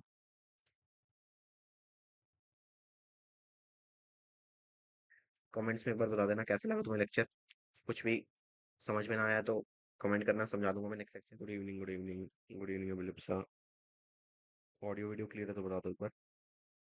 बाकी बच्चों का वेट कर लेता, अभी ज्यादा बच्चे तो होंगे नहीं क्योंकि काफी बच्चों ने इसको लाइव देख लिया था। Then because of some reason से यूट्यूब से रिमूव हो गया था, ये बेसिकली हम इसको फिर से कर रहे हैं। राइट। ठीक है। कुछ बच्चों को मिस हो गया था, उन्होंने मेरे को बताया था, एंड ये काफी पहले लेना था मेरे को, बट कुछ प्रॉब्लम्स आ गई थी इसलिए हो नहीं पाया था, बट कोई नहीं, आज कर लेते हैं इसको कवर। ठीक है। चलो, एक काम करते स्टार्ट कर देते हैं फिर, क्योंकि शायद बच्चे कम ही आएंगे आज। काफी बच्चों ने देख लिया तो उस टाइम, राइट। चलो स्टार्ट करते हैं। तो बेसिकली इसको लेने का यही पॉइंट है कि बहुत ज़्यादा इंपॉर्टेंट टॉपिक्स इसके अंदर कवर किए थे हमने। कौन कौन से, जहाँ से तुम्हारा बेसिकली पेपर बनेगा, लिख देता हूँ मैं यहाँ पे। Bernoulli's theorem. ठीक है, काफ़ी इंपॉर्टेंट पॉइंट है। देन विस्कोसिटी, इसका थोड़ा सा पार्ट रह गया था जो कि हमने उसमें भी कवर किया था, थर्मल प्रॉपर्टीज के स्टार्टिंग में। ठीक है। सरफेस टेंशन आज के लेक्चर में, हाँ है, सरफेस टेंशन भी है। ठीक है, इसको भी मैं लिख देता हूँ यहाँ पर, बट ये ज़्यादा इंपॉर्टेंट नहीं है, इंपॉर्टेंट ये दोनों है। इसको मार्क कर लो, इसमें से पेपर बनेगा। ठीक है। चलो। हाँ हाँ, ठीक है ठीक है ठीक है। ओके, कंप्लीट कर लेते हैं। सबसे पहले देखो, हाँ ये तीनों टॉपिक्स हम कर लेंगे आज। चलो, बर्नौलीज प्रिंसिपल से स्टार्ट करते हैं। ठीक है। डीपीपी के सॉल्यूशंस देख लेना, उसके अंदर मैंने ऐप पे सारे डाल दिए। कोई डाउट है तो पूछ लेना, डीपीपी से डिस्कस नहीं कर रहा मैं, क्योंकि वो उस टाइम करवा दी थी मैंने ऑलरेडी। ठीक है। चलो स्टार्ट करते हैं सीधा थ्योरी से। देखो, डेफिनेशन पढ़ते हैं सबसे पहले। This principle explains that for an incompressible non-viscous fluid, non-viscous fluid viscosity, viscous यहाँ पर टर्म बार बार आएगा तो मैं पहले एक्सप्लेन कर देता हूँ इसको। विस्कस मतलब रेजिस्टेंस टू फ्लो। ठीक है। जितना ज्यादा थिक होगा उतना धीरे धीरे फ्लो करेगा, जितना पतला होगा, जैसे पानी बहुत पतला है, 1 सेकंड में फ्लो कर जाता है। ऑयल क्या है, बहुत थिक होता है तो धीरे धीरे फ्लो करता है वो, राइट। तो नॉन विस्कस फ्लूइड इनकम्प्रेसिबल मतलब हम फिजिकल डायमेंशंस को अपने हिसाब से रख रहे हैं। जैसे हम मानते हैं ना स्मूथ पुली, स्मूथ रोप, जो कि प्रैक्टिकली पॉसिबल नहीं है बट फिजिक्स में हम मानते हैं, ताकि हमारे क्वेश्चंस में प्रॉब्लम ना आए, हम एग्जैक्ट वैल्यू को फाइंड कर सके। वही चीज है, इनकम्प्रेसिबल लिक्विड कंसिडर करेंगे, नॉन विस्कस कंसिडर करेंगे उसको। वरना विस्कोसिटी पानी की भी होती है, 10⁻³ होती है विस्कोसिटी, बहुत ही नेग्लिजिबल है बट होती है। Where internal friction is negligible, again internal friction क्या है, नेग्लिजिबल, बिल्कुल। Internal friction is negligible, flowing in a streamline motion. Streamline motion पढ़ा दिया था तुम्हें। The total mechanical energy remains constant. Streamline मतलब फैल नहीं रहा है, एक ही पाथ फॉलो कर रहा है। जैसे एक पाइप है, एक पाइप के थ्रू इसका वे हमने बना दिया तो उसी के थ्रू ये फ्लो करेगा। ठीक है, इधर उधर फैलेगा नहीं है। चलो, अब देखो, mechanical energy remains constant. Mechanical energy, एक सेकंड रुक जाओ, हाँ, मैकेनिकल एनर्जी क्या होता है, ये देखो, हाईलाइट कर देता हूँ इसको। टोटल मैकेनिकल एनर्जी क्या होता है, कांस्टेंट रहता है। मैकेनिकल एनर्जी मतलब पोटेंशियल एंड काइनेटिक का सम। ठीक है, मतलब इसको लिख देता हूँ मैं नीचे। इनिशियल में काइनेटिक प्लस इनिशियल में पोटेंशियल। ठीक है, इज इक्वल टू फाइनल में काइनेटिक, एक सेकेंड, फाइनल में काइनेटिक प्लस फाइनल में पोटेंशियल। ठीक है, मतलब मैकेनिकल एनर्जी का कंजर्व्ड है। कोई बात नहीं, हाँ ठीक है। नेक्स्ट देखो, kinetic energy due to the fluid's motion, potential due to its height, pressure energy. ये तीन इसके अंदर मेन डायमेंशन है जिसको हम देखेंगे। ठीक है, ये कंजर्व रहता है पूरे केस में। मैं इसको प्रेशर कर दो सिर्फ, प्रेशर एनर्जी नहीं, प्रेशर कर दो इसको सिर्फ। हम्म। ठीक है।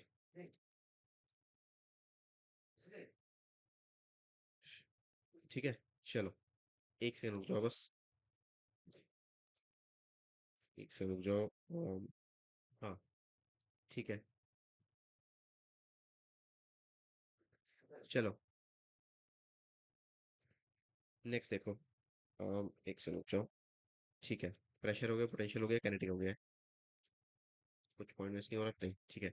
For a fluid flowing along a streamline the Bernoulli equation can be written as, ये हमारा मेन पॉइंट आ गया, जो कि हमारे न्यूमेरिकल्स में हेल्प करेगा। Pressure plus rho ji H plus half rho we square is equal to constant. ठीक है, इंपॉर्टेंट पॉइंट है, इस पे ध्यान दो। देखो क्या कह रहा है, प्रेशर क्या है, पी। ठीक है, सिंपल प्रेशर, प्रेशर का फॉर्मूला क्या होता है, फोर्स अपॉन एरिया, इतना तो पता ही होगा तुम्हें, सिंपल फॉर्मूला।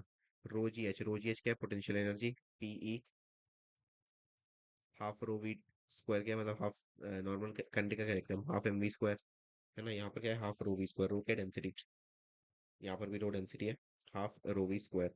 ये क्या है तुम्हारा, काइनेटिक एनर्जी। ठीक है, कांस्टेंट है मतलब, कांस्टेंट है इसका मतलब क्या है, देखो, P one rho one G H one plus, या फिर ऐसा समझो इसको, मैं यहाँ पे लिख देता हूँ नीचे जाके, कांस्टेंट मतलब यही होता है, P one plus rho one G H one भी कर दो इसको, plus half rho one V one का square is equal to P two plus, बस बाकी को टू टू टू कर देना अपने हिसाब से अकॉर्डिंगली। ठीक है, यही होता है कांस्टेंट का मतलब हम इस इक्वेशन को बार बार यूज करेंगे रेशियोज निकालने के लिए, इनिशियल एंड फाइनल। ठीक है, चलो, इतना पार्ट क्लियर हो गया। ये मिलता है बर्नौलीज प्रिंसिपल से। मैकेनिकल एनर्जी टोटल कंजर्व रहती है बस लिक्विड के अंदर। लिक्विड कैसा होना चाहिए, incompressible, non viscous, internal friction का है जीरो, प्लस स्ट्रीमलाइन मोशन में होना चाहिए, ऐसा फैला हुआ मोशन नहीं होना चाहिए। फैला हुआ मोशन मतलब, एक बाल्टी में मान लो पानी है, तुमने एकदम से फ्लोर पे डाल दिया उसको, तो पानी क्या हो गया, फैल गया, कोई स्पेसिफिक डायरेक्शन नहीं है पानी का यहाँ पर। बट स्ट्रीमलाइन के अंदर क्या है, एक स्ट्रीम बना दिया तुमने, वहां पर उस स्पेसिफिक पाथ को फॉलो कर, जैसे पाइप के अंदर पानी है, वो इधर उधर नहीं फैलता, वो पाइप के पाथ को फॉलो करता है बस। ठीक है, चलो, गुड। अब टोरिसेलीज लॉ देख लो, यहाँ पर सारे न्यूमेरिकल्स लिख लेंगे सिर्फ। ठीक है, थ्योरेटिकल उतना पार्ट है नहीं, यहाँ पे न्यूमेरिकल्स ही बनते हैं। पेपर में भी इस चैप्टर से न्यूमेरिकल्स ही आएंगे ज्यादातर। देख लो, in a vessel of wide cross section if there is a hole of a small cross section, मतलब वेसल है, wide cross section, hole of small cross section at a depth h below the free surface, the efflux velocity is given by, efflux मतलब तुमने current electricity या फिर electric charge में पढ़ा होगा, efflux, efflux मतलब जहाँ पे चार्ज लीक आउट हो जाता है। यहाँ पर क्या है, पानी लीक आउट हो रहा है, कुछ भी अगर निकल रहा है कहीं से तो उसको कहते हैं इफ्लक्स। ठीक है, ऐसे कंटेनर है, कंटेनर में होल बना दिया, यहाँ तक पानी है, अब यहाँ से पानी निकल रहा है, तो ये क्या है, efflux. Terminal velocity, efflux velocity. ठीक है, इसको हम क्या कहते हैं, इफ्लक्स वेलोसिटी, किस स्पीड से पानी निकलेगा, तो उसका फॉर्मूला क्या है, v is equal to root two ji h, simple, v is equal to root two ji h. Velocity at ground हमारा बेसिकली क्या होता है, v is equal to root two ji h, वही सेम चीज, v is equal to root two ji h. ठीक है, चलो, last चीज है मैग्नेस इफेक्ट, ये थोड़ा सा थ्योरेटिकल है, इसके क्वेश्चन नहीं बनते, बस ये दे रखा है इसके अंदर, इसलिए पढ़ना पड़ेगा हमें। ठीक है, वरना क्वेश्चन बनते नहीं इसके ऊपर। मेन तुम्हारा ये यूज होगा, वीजल रूट टू जी एच, और सबसे ज्यादा तो ये वाला फॉर्मूला यूज होगा। ठीक है, चलो, पढ़ लेते फिर मैग्नेस इफेक्ट क्या होता है। Magnus effect is phenomenon where spinning object, spinning object मतलब जो चीज स्पिन कर रही है, कॉन्स्टेंटली रोटेट कर रही है, जैसे बॉल होती है, moving through a fluid such as air और वाटर, एयर भी फ्लूइड है, तो हवा में चल रही है, तो वो क्या है, वो भी एक मैग्नेस इफेक्ट का केस हो जाएगा, क्योंकि फ्लूइड के अंदर ही स्पिन कर रहा है। Experiences a force perpendicular to the direction of its motion, मतलब अगर यहाँ पे मूव कर रहा है तो ऊपर परपेंडिकुलरली एक फोर्स लगेगी। This force is caused by the pressure difference created by the varying speed of air और fluid on the either side of the spinning object. मतलब क्या होता है कि बेसिकली ये बॉल है, मान लो एयर में ये इतनी तेज स्पिन कर रही है कि यहाँ पर एक प्रेशर डिफरेंस क्रिएट हो गया, ऊपर की तरफ प्रेशर कुछ और है, नीचे की तरफ प्रेशर कुछ और है। ये ऑफ कोर्स बहुत हाई स्पीड से जब स्पिन करेगा तभी पॉसिबल है, लो स्पीड से जब स्पिन करेगा तब नहीं होता ऐसा। ठीक है, तो क्या होता है, प्रेशर डिफरेंस क्रिएट हो जाता है। ऐसे केस में क्या होता है, एक परपेंडिकुलर फोर्स लगता है डायरेक्शन ऑफ द मोशन में, वो है तुम्हारा बेसिकली मैग्नेस इफेक्ट। ठीक है, अब देखो, explains by spinning objects like soccer balls, baseballs और tennis balls curve during flight, ये सारे क्या के, ये सारे एनसीईआरटी के एग्जांपल्स है। The pressure difference caused by varying airflow on opposite sides of the spinning object generates a force that pushes it in a curved path, right? ठीक है, इसको बस इतना याद रखना है तुम्हें। मैं हाईलाइट कर दूंगा क्या इंपॉर्टेंट है इसके अंदर, perpendicular to the direction of its motion, spinning object, fluid, pressure difference, बस। ठीक है, इतना इंपॉर्टेंट है इसके अंदर। क्वेश्चन देखते, क्वेश्चन समझ में आएगा, क्वेश्चन काफी सारे, कितने, एक दो तीन चार, चार क्वेश्चन अच्छे अच्छे, देख लेते हैं इसको। देखो, क्वेश्चन को रीड करते हैं सबसे पहले, क्या कह रहा है क्वेश्चन, कभी कोई डाउट है तो पूछ लेना। A liquid flows through a horizontal tube as shown in the figure, ठीक है, हॉरिजॉन्टल ट्यूब के थ्रू फ्लो कर रहा है, यहाँ पर कुछ एरिया एंड वेलोसिटी कुछ और है, यहाँ पर भी एरिया एंड वेलोसिटी कुछ और है।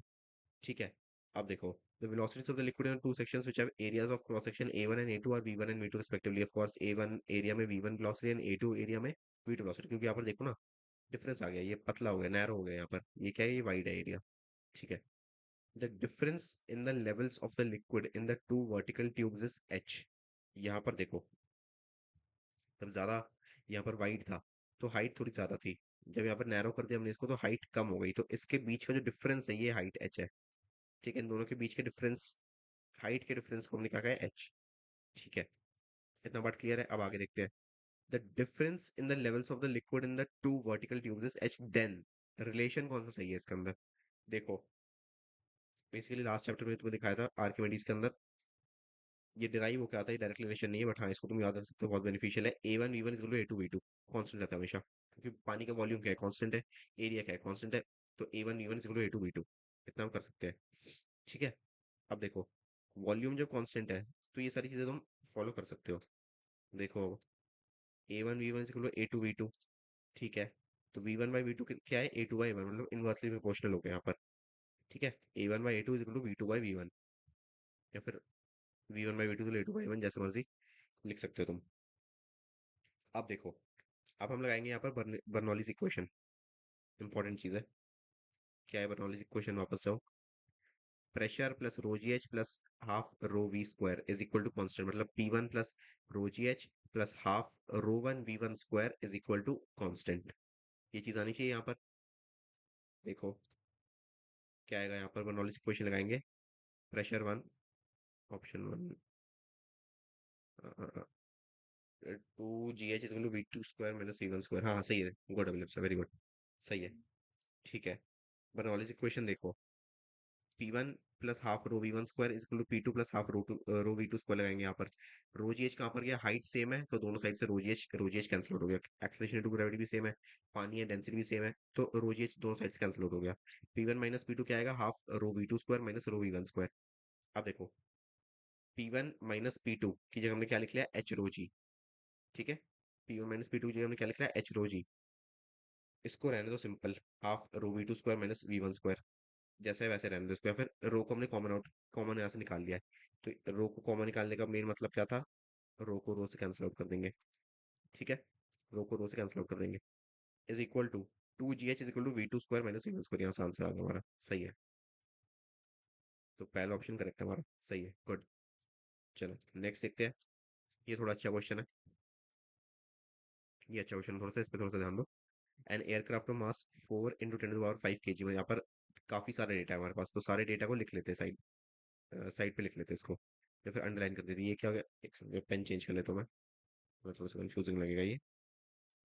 ठीक है, 4 × 10⁵ kg मतलब ये क्या है, मास m, टोटल विंग एरिया ये क्या है, कैपिटल A।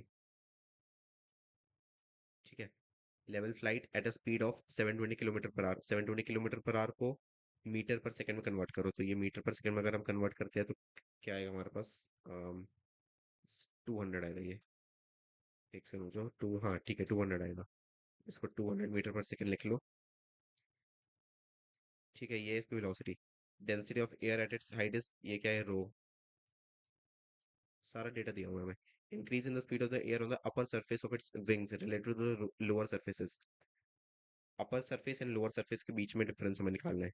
ठीक है, अब देखो, डेल्टा P इंटू ए क्या होता है, फोर्स। अब थ्रस्ट, ये देखो ना, delta P pressure into area क्या आता है हमारे पास, फोर्स। फोर्स क्या होता है, mg। तो यहाँ पर हमने क्या लिखा, delta P into A is equal to mg। ठीक है, delta P into A is equal to mg, ये लिख सकते हैं हम, बिल्कुल लिख सकते हैं। ठीक है, अब देखो डेल्टा P कितना आएगा, mg/a को यहाँ पे ले आया, mg/a। mg/a को सॉल्व करो, मास कितना है, 4 × 10⁵, g कितना है 10, रख सकते दिया हुआ क्वेश्चन में हमें। 10 से मल्टीप्लाई करो इसको, 4 × 10⁵ इंटू 10 कितना होगा, 4 × 10⁶ divided by area. Area 500 meter पर स्क्वायर, सब कुछ ऐसा यूनिट में है, बिल्कुल सॉल्व कर लो इस, यस ये एक चीज तो जैसा यूनिट में नहीं थी, इसको हमने कन्वर्ट कर लिया ऑलरेडी। ठीक है, 4 × 4/5 × 10⁻⁴, या फिर इसको लिख सकते हैं 8 × 10⁻³ न्यूटन पर मीटर स्क्वायर। ठीक है, कोई दिक्कत नहीं है। अब आगे देखो, अम, एक से रुक जाओ। ठीक है, लास्ट क्वेश्चन में ये देख, इसको डिराइव करने का तरीका था बट मैंने नहीं किया क्योंकि लास्ट क्वेश्चन में हमने ये वाला रिलेशन निकाल दिया। P one minus P two half rho we two square minus rho v one square. ये रिलेशन हमने निकाल दिया लास्ट क्वेश्चन में, तो इसको वापस से लिखने का मतलब डिराइव करने का कोई मतलब नहीं बनता। बर्नौली क्वेश्चन से ये चीज हमने निकाल दी है। ठीक है, जब P plus rho ji H plus half rho we square constant है तो यहाँ से हम इसको डिराइव कर सकते हो, बार बार नहीं लिख रहा मैं इसको, टाइम सेव होगा हमारा। तो P one minus P two half rho we two square minus we one square. ठीक है, अब देखो, delta P P one minus P two होगा, delta P is equal to rho by two, rho को common निकाल लिया यहाँ से, रो बाय टू इंटू, ये कहाँ से आ गया अभी तुम सोच रहे होगे, ये देखो, ए स्क्वायर माइनस बी स्क्वायर, ये एट्थ क्लास में आता है शायद से। ए स्क्वायर माइनस बी स्क्वायर को अगर तुम ओपन करोगे तो क्या आएगा तुम्हारे पास, ब्रैकेट में A plus B into A minus B.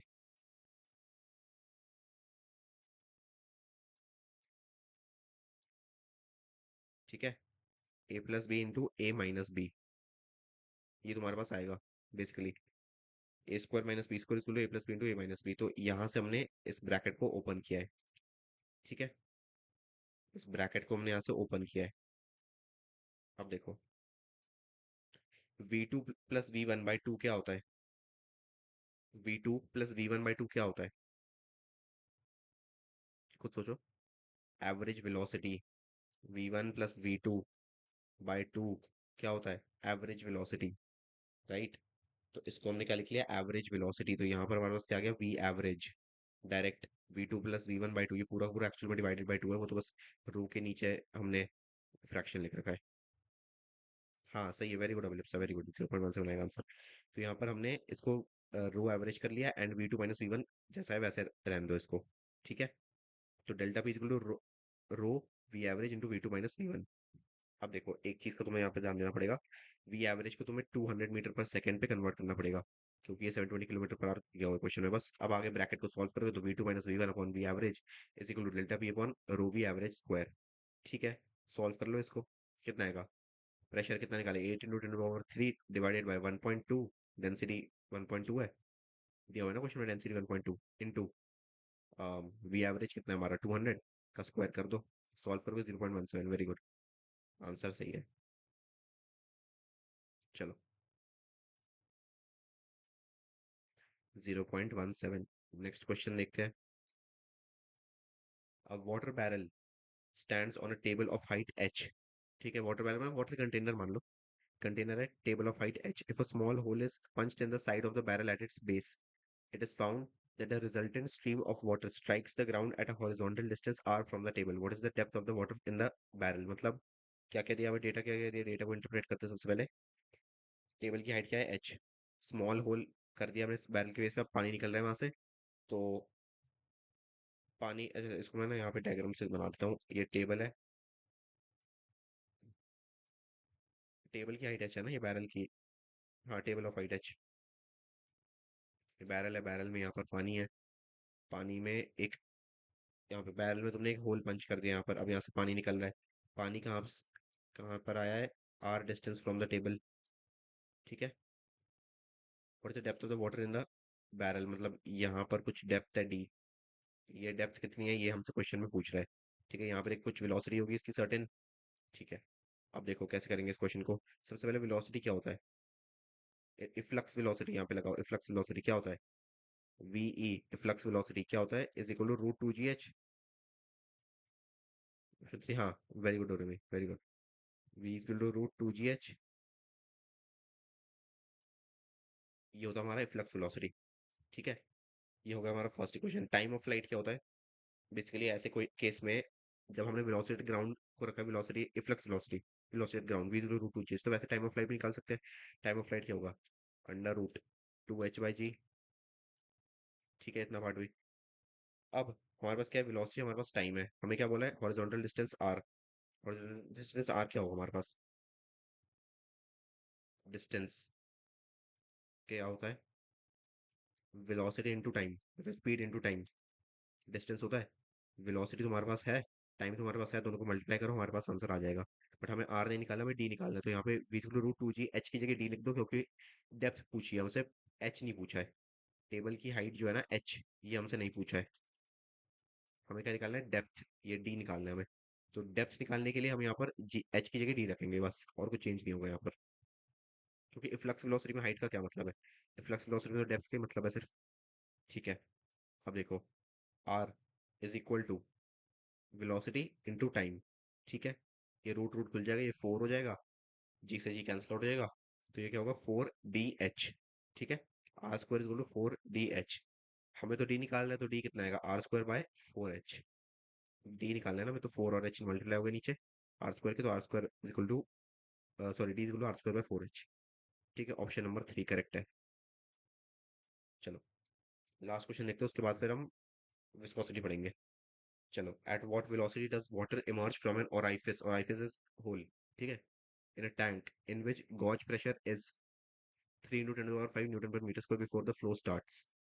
Take density of water 1000 kg per meter cube। देखो, गॉज प्रेशर, प्रेशर हमें दे दिया यहाँ पर, प्रेशर हमारे पास आ गया है, डेंसिटी हमें ऑलरेडी पता है पानी का कितना था, और आइफिस होल होता है, वेलोसिटी, फ्लक्स वेलोसिटी हमें निकालनी है ना, तो बस निकालते हैं फ्लक्स वेलोसिटी।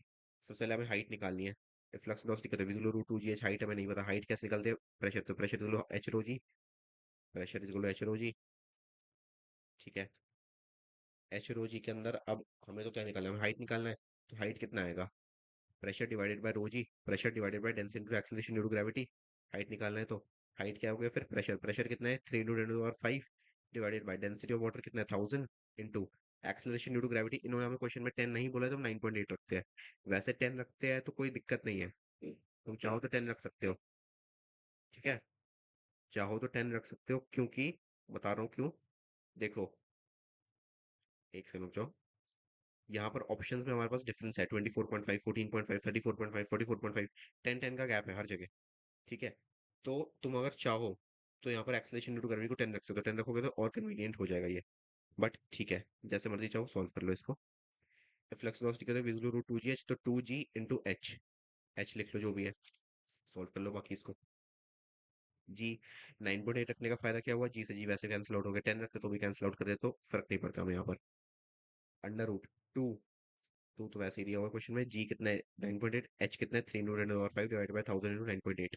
9.8 से 9.8 कैंसिल आउट हो गया, पेन चेंज कर दूंगा। 9.8 से 9.8 कैंसिल आउट हो गया, 1000 क्या होता है 10 to the power 3, 10 to the power के ऊपर ये 10 to the power 2 हो गया, 2 इंटू 3 कितना होता है 6, 6 इंटू 10 to the power 2।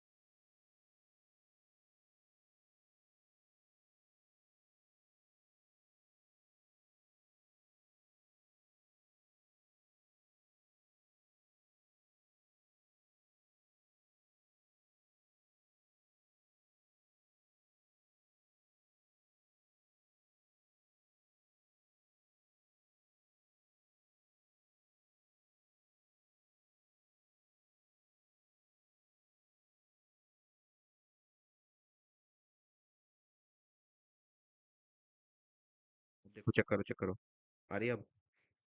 पता नहीं क्या होगा, एक सेकंड, जो मैंने इसको पोर्ट चेंज,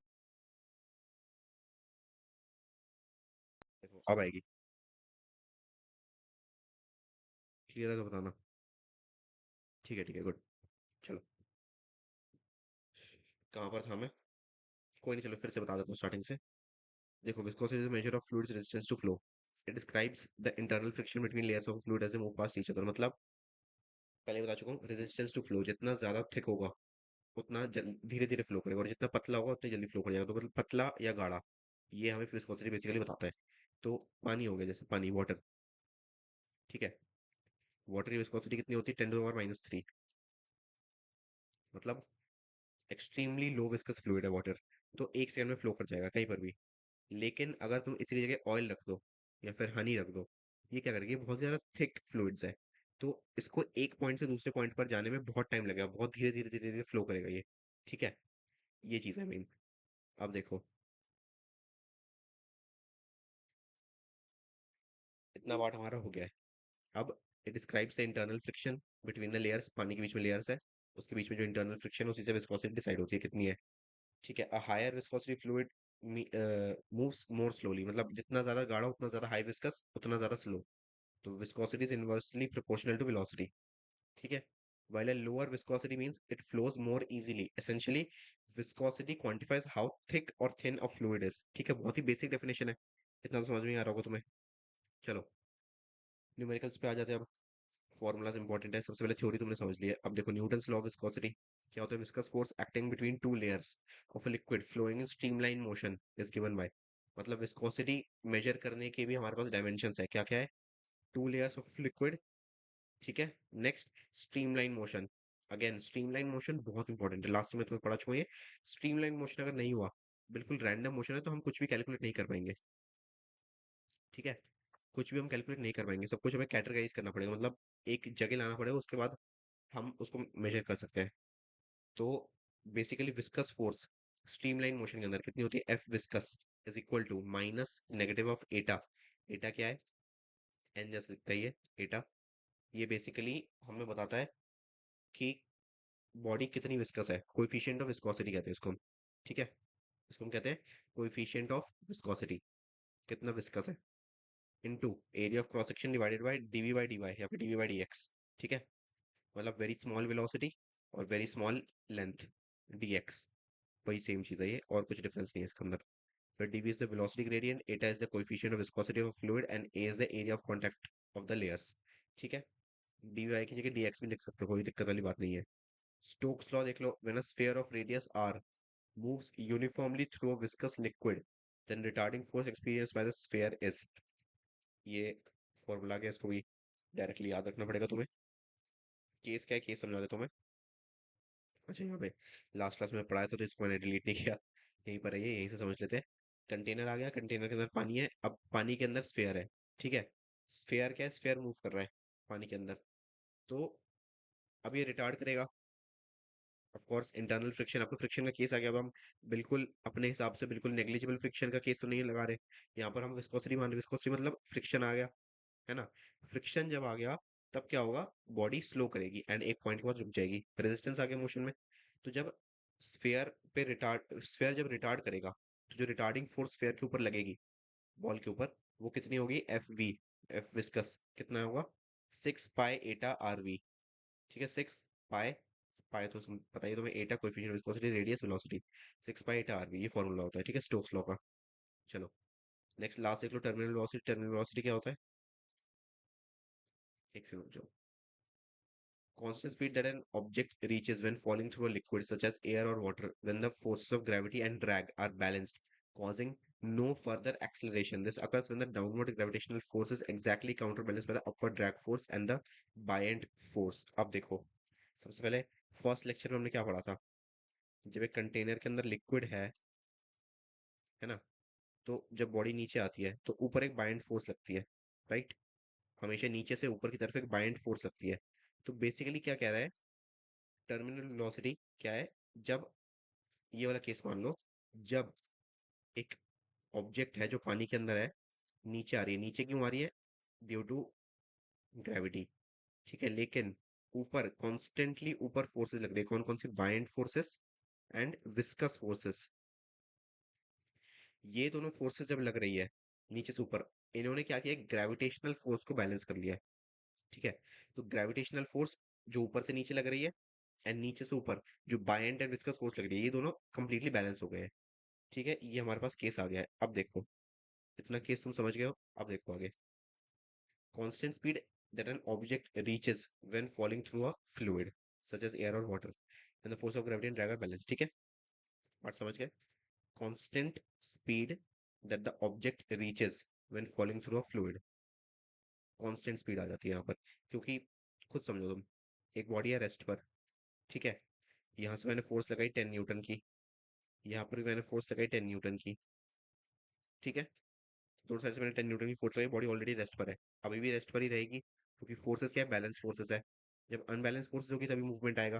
अब पानी का केस क्या है, या फिर चलो ग्राउंड का केस देखो, अब ये बॉडी है मूव कर रही है, ठीक है, 5 मीटर पर सेकंड से ये मूव कर रही है, यहाँ से मैंने फोर्स लगाई 10 न्यूटन की, लेकिन अपोजिट से भी एक फोर्स लग गई 10 न्यूटन की, मतलब अभी भी फोर्स बैलेंस्ड है। तो बॉडी क्या है, एक्सटर्नल फोर्स जीरो है, एक्सटर्नल फोर्स तो जीरो है ना, नेट फोर्स जीरो है, तो एक्सटर्नल फोर्स जब तक नहीं लग रही है बॉडी क्या करेगी, जैसे मूव कर रही थी वैसे मूव करती रहेगी। सिंपल, इसके अंदर भी वही केस है। कंटेनर के अंदर जब बॉल है, ऊपर से जी, नीचे से बायंट और विस्कस ने बैलेंस कर दिया, तो इसकी जो ओरिजिनल स्पीड था, या फिर जिस स्पीड से मूव कर रही थी, उसी से ही मूव करती रहेगी, कौन सी स्पीड से, ठीक है। फॉर्मूला देखो, वी टी, वी टर्मिनल कितना है, 2 इंटू रेडियस का स्क्वायर, जो भी बॉल है उसका, ठीक है, रेडियस को square into acceleration into gravity, rho of, एक सेकंड, इसको मैं मार्क कर देता हूँ सारी चीज़ों को। ये क्या हो गया, रेडियस हो गया, आर रेडियस, ठीक है, ये तो एक्सेलरेशन ड्यू टू ग्रेविटी है, जी, रो ऑफ स्फीयर,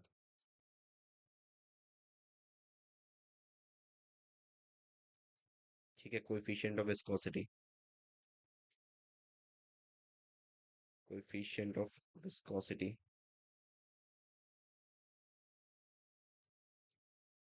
ठीक है, ये क्या है, रो, रो मतलब डेंसिटी, ठीक है, रो ऑफ फ्लूइड, पानी में एयर में फर्क नहीं पड़ता, कुछ भी है, मेन बात ये है कि डेंसिटी ऑफ फ्लूइड, ठीक है, ये सारी चीजें इसके अंदर है।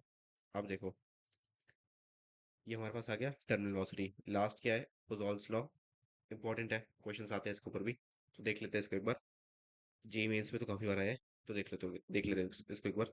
देखो पोजॉल्स लॉ क्या कहता है हमें, describes a laminar flow of an incompressible and Newtonian fluid, Newtonian fluid क्या हो गया अब, न्यूटोनियन फ्लूइड बेसिकली जो न्यूटन्स लॉ ऑफ विस्कोसिटी को फॉलो कर रहा है, ठीक है, describes the laminar flow of an incompressible and Newtonian fluid through a long cylindrical pipe. It relates the volumetric flow rate to the fluid to the pressure difference between the 2 points, the length and the radius of the pipe and the fluid's viscosity. तो basically जब fluid pipe में flow कर रही है, तो किस rate से निकल रही है, किस स्पीड से फ्लूइड निकल रही है पाइप से, या फिर उसके अंदर किस स्पीड से फ्लो कर रही है, वो हमें पता चलता है पोजॉल्स लॉ से।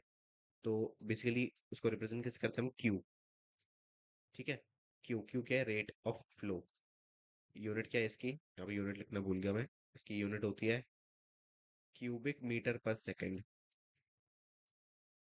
ठीक है, क्यूबिक मीटर पर सेकंड, ये होती है इसकी यूनिट पोजॉल्स लॉ की, या फिर क्यू की, सॉरी, रेट की, तो रेट क्या होता है, पाई डेल्टा पी आर की पावर 4, रेडियस की power 4 divided by 8 eta into length, ठीक है, radius of the cylindrical pipe की पावर 4 टाइम्स, ये डेल्टा पी क्या, change in pressure, pi divided by 8 into coefficient of viscosity into length, volume of liquid passing per second, pressure difference between both ends of the pipe, L क्या है, length of the pipe, are क्या है, radius of the pipe, ठीक है, एटा क्या है, coefficient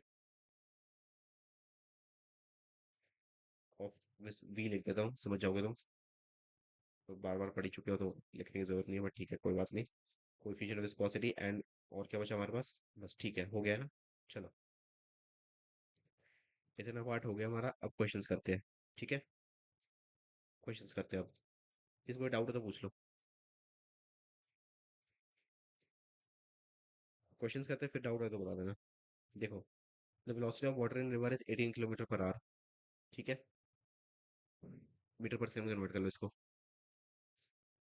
metre पर second convert कर लो, 18 कितना आएगा, 18 इंटू 5/18 कितना होता है, 5, तो ये क्या होगा, 5 मीटर पर second, near the surface if the river is 5 metre deep, 5 metre deep मतलब ये क्या आ गया हमारे पास, dx, ये हमारे पास क्या है, dx, ठीक है, then the shearing stress between the surface layer and the bottom layer is, stress निकालना है बेसिकली सरफेस लेयर और बॉटम लेयर के बीच में। देखो कोफिशिएंट ऑफ विस्कोसिटी वाटर कितना है, एटा कितना है, 10⁻³ पहले बता चुका मैं तुम्हें, तो इसको लेके तुम्हें टेंशन नहीं लेनी ज्यादा। अब देखो, हाँ कहाँ गए, हाँ ठीक है।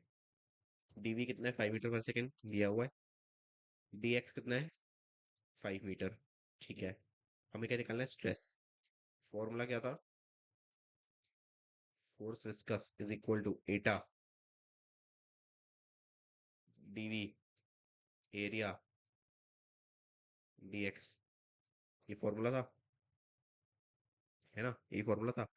एरिया को उठा के यहाँ पे ले आओ, एरिया को उठा के यहाँ पर ले आओ, डिवाइड कर दो, तो एटा डीवी बाई डी एक्स यहाँ पे बच रहा है।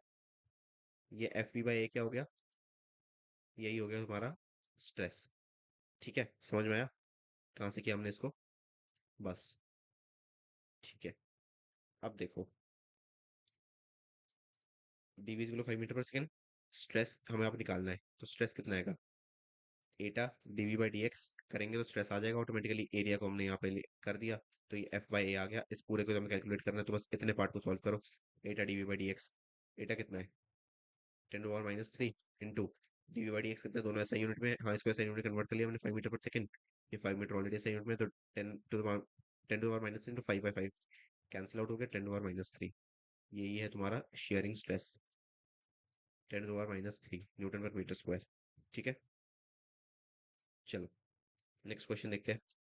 A square plate 0.1 meter side moves parallel to the second plate with velocity v दे दिया है, मतलब dv दे दिया हमें, both plates being immersed in if the viscous force is 0.02 n Newton, मतलब ये क्या आ गया, fv viscous force, coefficient of viscosity एटा कितना, 0.01001 poised, distance between the plates is dx निकालना है अब हमें।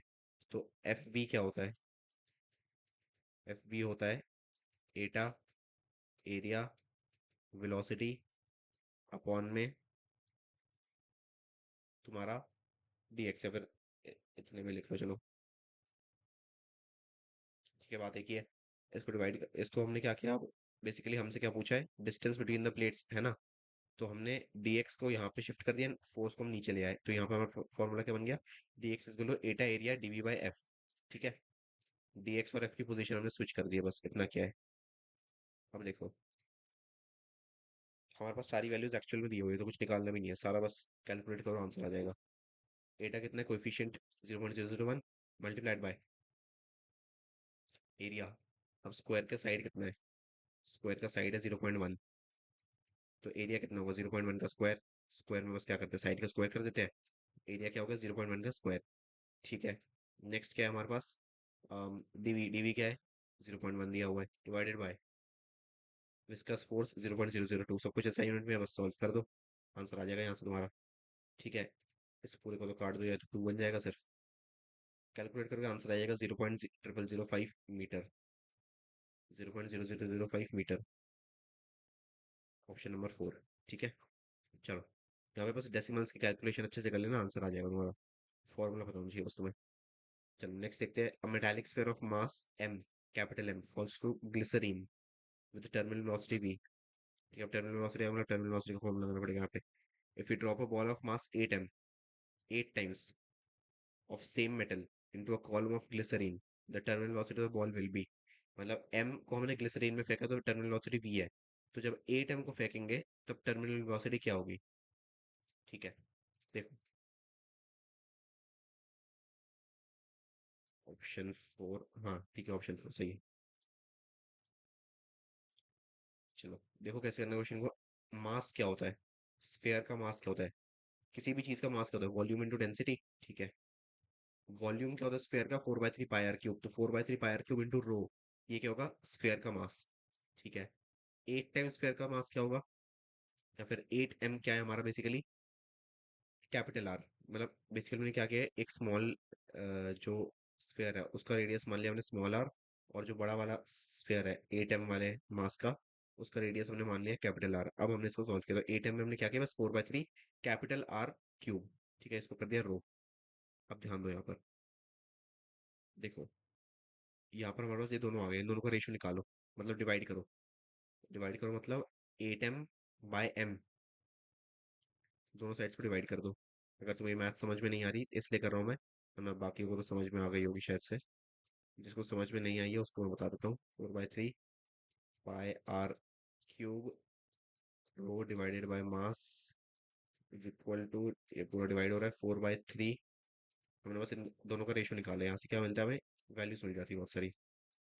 रो, तो क्या हुआ यहाँ पर बेसिकली मास से मास कैंसिल आउट हो गया, 4/3 4/3 पाई पाई रो रो, ये सारा हमारे पास कैंसिल आउट हो गया। ठीक है, तो 8 इंटू स्मॉल, इसी को सॉल्व करोगे आगे, तो 8 इंटू स्मॉल आर का क्यूब इज इक्वल टू बड़े वाले आर का क्यूब। ठीक है, बस ये रिलेशन यहाँ पे सेम लिखा हुआ है। अब इसका क्यूब रूट करो, 8 का क्यूब रूट क्या होता है 2, आर क्यूब का क्यूब रूट क्या होगा आर, तो capital R is equal to small R का ट्वाइस। ठीक है, तो capital R is equal to 2r small वाले आर का। अब हमें क्या निकालना है, टर्मिनल वेलोसिटी, दोनों की टर्मिनल वेलोसिटी का भी सेम रेशियो निकाल लो। तो बेसिकली टर्मिनल वेलोसिटी का रेशियो क्या होता है, v is directly proportional to R square. Terminal velocity के केस में तो v dash by v is equal to capital R by R का स्क्वायर। कैपिटल आर कितना है 2r के बराबर, तो 2r लिख दो, आर से आर कैंसिल हो जाएगा, 2 का स्क्वायर 4, तो 4v is equal to v dash, 4v आएगा तुम्हारा आंसर। ठीक है, चलो लास्ट क्वेश्चन देख लेते हैं एक बार। What is conveyed through a uniform tube of 8 centimeter diameter and 3140 meter in length at the rate of 2 into 10 power minus 3 cubic meter per second? ठीक है, the pressure required to maintain the flow is, pressure required to maintain the flow मतलब यहाँ पर हमें क्या दिया, rate of flow. Rate of flow आ गया मतलब हम क्या लेंगे, Poiseuille's law, Q is equal to pi pressure R radius की power 4 times upon 8 eta L. ठीक है, ऑप्शन भी सही है। यहाँ पर हमें पुसॉल्स लॉ लगाना है, तो Q क्या है, rate of flow is equal to pi pressure radius to the power 4 upon 8 coefficient of viscosity length. ठीक है, सॉल्व करो इसको। Pressure is equal to, sorry, pressure is equal to, हमें क्या निकालना है, प्रेशर निकालना है, तो pressure required to maintain the flow, तो प्रेशर निकालना है तो क्या होगा, क्यू 8 एटा एल पूरा मल्टीप्लाई हो गया, डिवाइड किससे हो गया, पाई इंटू आर की पावर 4। ठीक है, सारा डेटा तुम्हारे पास है, बस सॉल्व कर लो अब इसको। मैं तुम्हें स्टेप्स बता देता हूँ, देखो प्रेशर क्या होगा। अब इसके बाद सबसे पहले क्यू लिखो, क्यू कितना है, रेट ऑफ फ्लो 2 इंटू 10⁻³ तो 2 इंटू 10⁻³ लिख लिया। 8 तो ऑलरेडी है तो 8 लिख लिया। 8 का कोएफिशिएंट ऑफ विस्कोसिटी, पानी का कोएफिशिएंट ऑफ विस्कोसिटी कितना होता है, वाटर दिया हुआ है, इन्होंने दिया हुआ हमें क्वेश्चन में 10⁻³ वरना वरना तुम्हें वैसे भी पता होना चाहिए कि 10⁻³ पानी का कोएफिशिएंट ऑफ विस्कोसिटी होता है। जैसे वाटर की डेंसिटी पता है ना, 1000 kg/m³ होता है, सेम यहाँ पर भी कोएफिशिएंट ऑफ विस्कोसिटी को याद रख लो। ठीक है, ये हो गया हमारे पास एटा। लेंथ कितना है, 3140 मीटर दिया हुआ है क्वेश्चन में। नेक्स्ट डिवाइडेड बाय पाई, पाई को 3.14 लिखो, पाई को 3.14 लिखो, इससे क्या होगा, 3.14 एंड 3140 कैंसिल आउट हो रहा है डायरेक्टली। ठीक है, डायरेक्टली कैंसिल आउट हो रही है, 100 से 100 से मल्टीप्लाई कर दोगे आ जाएगा ना आंसर, तो ये कट गया, सीधा 100 आएगा यहाँ पे, तो इसको लिख लो यहाँ पर। ठीक है, इनटू में रेडियस की पावर 4। अब डायामीटर कितना है, 8 सेंटीमीटर, तो रेडियस कितना होगा, 4 सेंटीमीटर। 4 सेंटीमीटर को मीटर में कन्वर्ट करो तो क्या होगा, 4 इंटू 10⁻²। ठीक है, 4 सेंटीमीटर को मीटर में कन्वर्ट करेंगे क्या आएगा, 4 इंटू 10⁻²। ठीक है, अब उसकी पावर 4 टाइम्स। समझ में आया कैसे किया ये, समझ में आ गया होगा ना तुम्हें। ऑप्शन 1 हाँ सही है, गुड। ठीक है, रेडियस को कैसे किया समझ में आ गया बस, ठीक है गुड। पावर क्या है 4 टाइम्स। अब इसको सॉल्व कर लो, आंसर आएगा तुम्हारा 6.25 × 10³ थोड़ा सा मैं सॉल्व करके दिखा देता हूँ तुम्हें। देखो सबसे पहले तुम्हें क्या करना है, फास्टेस्ट अप्रोच अगर लगानी है तो सबसे पहले 3.4 3.14 को कैंसिल आउट करो, ये 1 होगा, ये 100 होगा। 100 को क्या लिख सकते हैं, 10⁻², 10 स्क्वायर। 10 स्क्वायर को 10⁻³ से मल्टीप्लाई करोगे तो क्या आएगा, 10⁻−1। इसको सॉल्व करो, 10⁻8। 10⁻1 इंटू 10⁻³ कितना होगा, 10⁻4। अब 10⁻4 प्लस नीचे का माइनस तो ऊपर जाके प्लस हो जाएगा इंटू 8, तो ऊपर तुम्हारे पास बचेगा 10⁻4। ठीक है, उसके बाद नंबर्स को सॉल्व कर लो, ये 1 से 2 से कट जाएगा, 2 से इसको 4 से काट दो। ठीक है, कर लो, ऐसे सॉल्व हो जाएगा तुम्हारा क्वेश्चन। चलो,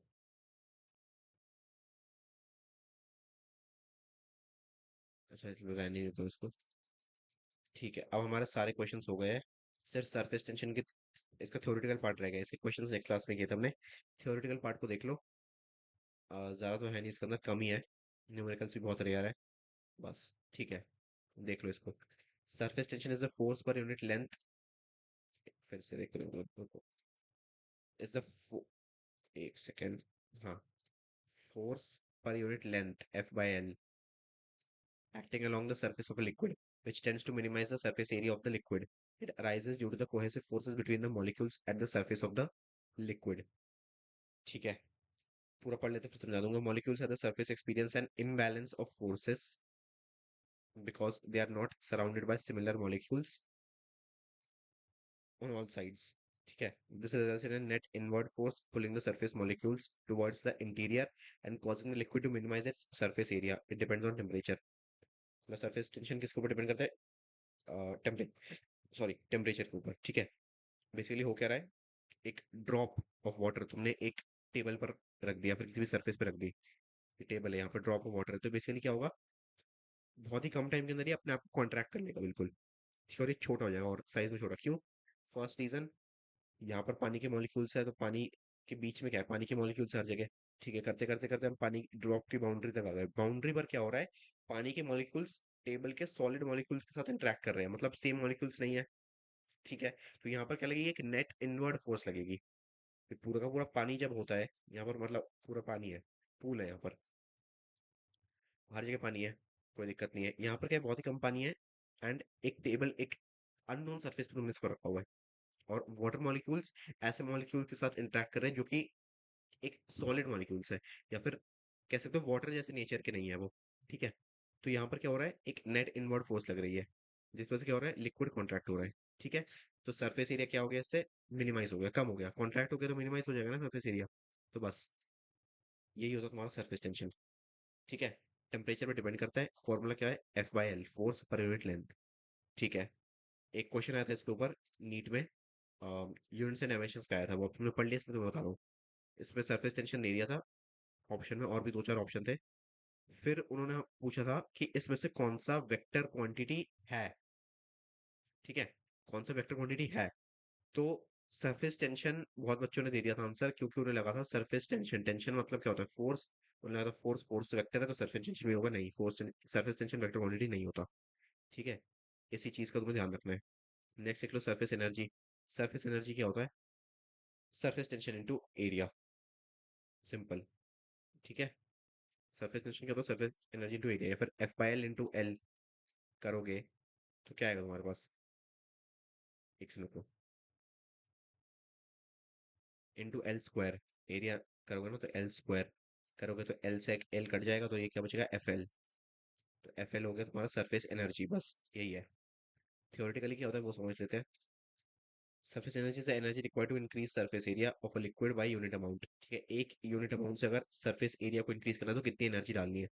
Since creating more surface requires breaking molecular bonds, surface energy is a measure of the work required to create new surface. ठीक है, एक्सपैंड करना है अब, तो वो हो गया surface energy. Angle of contact, ये इंपॉर्टेंट चीज है, इसको क्वेश्चन बनते हैं थ्योरेटिकली, बट देख लो इसको।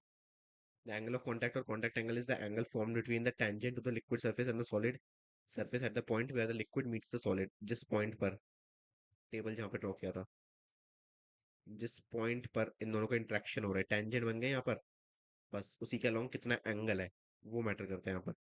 ठीक है, where the liquid meets the solid, it helps describe the wetting behavior of the solid surface। मतलब यहाँ पर क्या होता है, ये लिखा हुआ है मैंने नीचे, तुम पढ़ लेना इसको, बट मैं तुम्हें वैसे समझा देता हूँ। यहाँ पर हमारे पास दो केसेस आते हैं, ये टेंजेंट के अलोंग जो एंगल बनता है वो बनता है एक acute angle less than 90 degree. ठीक है, यहाँ पर क्या होता है, वेटिंग हो जाती है। ठीक है, मैक्सिमम मैक्सिमम सर्फेसेस ऐसे ही होते हैं।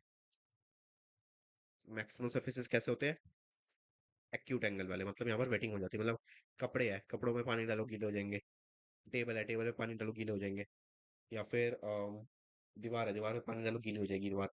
तो ऐसे केसेस में क्या होता है, वेटिंग हो जाती है, क्योंकि एंगल ऑफ कॉन्टैक्ट जो है 90 डिग्री से कम होता है। अब एक दूसरे एंगल बनता है वो क्या होता है, 90 डिग्री से ज्यादा, उसको क्या कहते हैं, ऑब्ट्यूस, पता ही होगा। यहाँ पर क्या होता है, नो वेटिंग,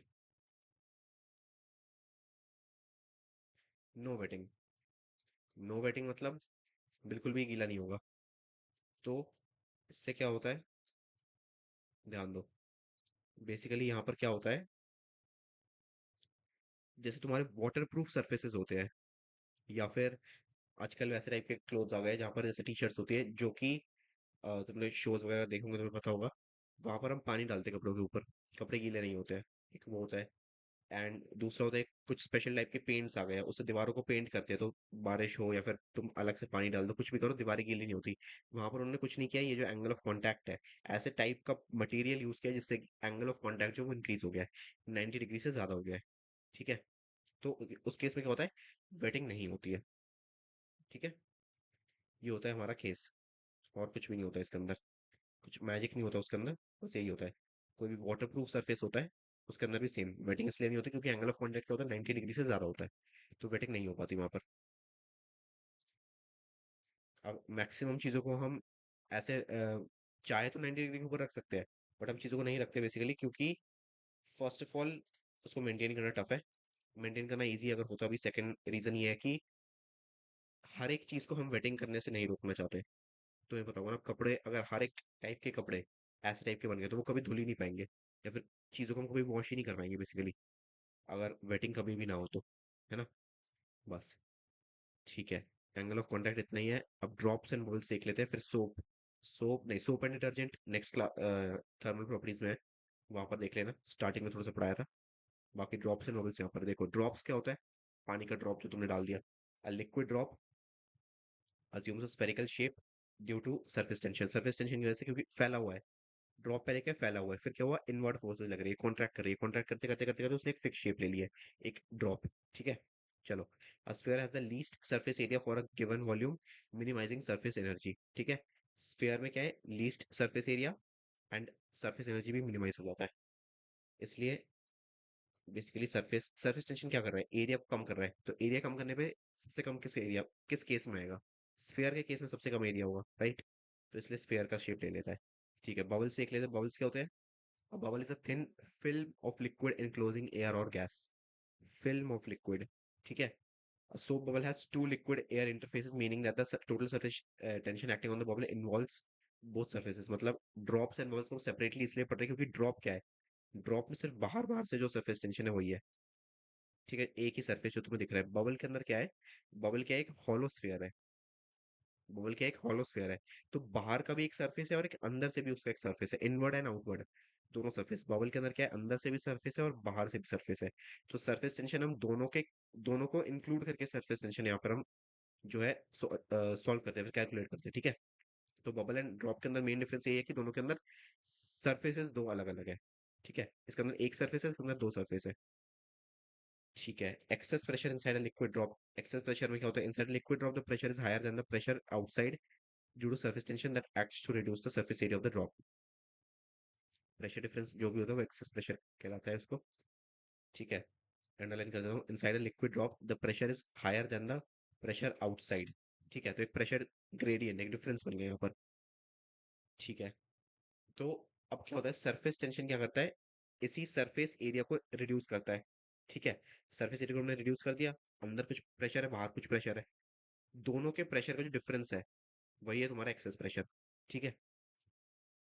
फॉर्मूला क्या है इसका, लिक्विड ड्रॉप का delta P equal to 2 into surface tension divided by radius. किसका रेडियस, वो जो स्फीयर है ड्रॉप, उसका रेडियस। ठीक है। सरफेस टेंशन का ट्वाइस डिवाइडेड बाय रेडियस। ये हो गया तुम्हारा यहाँ पर केस। लास्ट देख लो, excess pressure inside a soap bubble. पहले क्या देखा था, ड्रॉप, अब क्या देखेंगे, सोप बबल।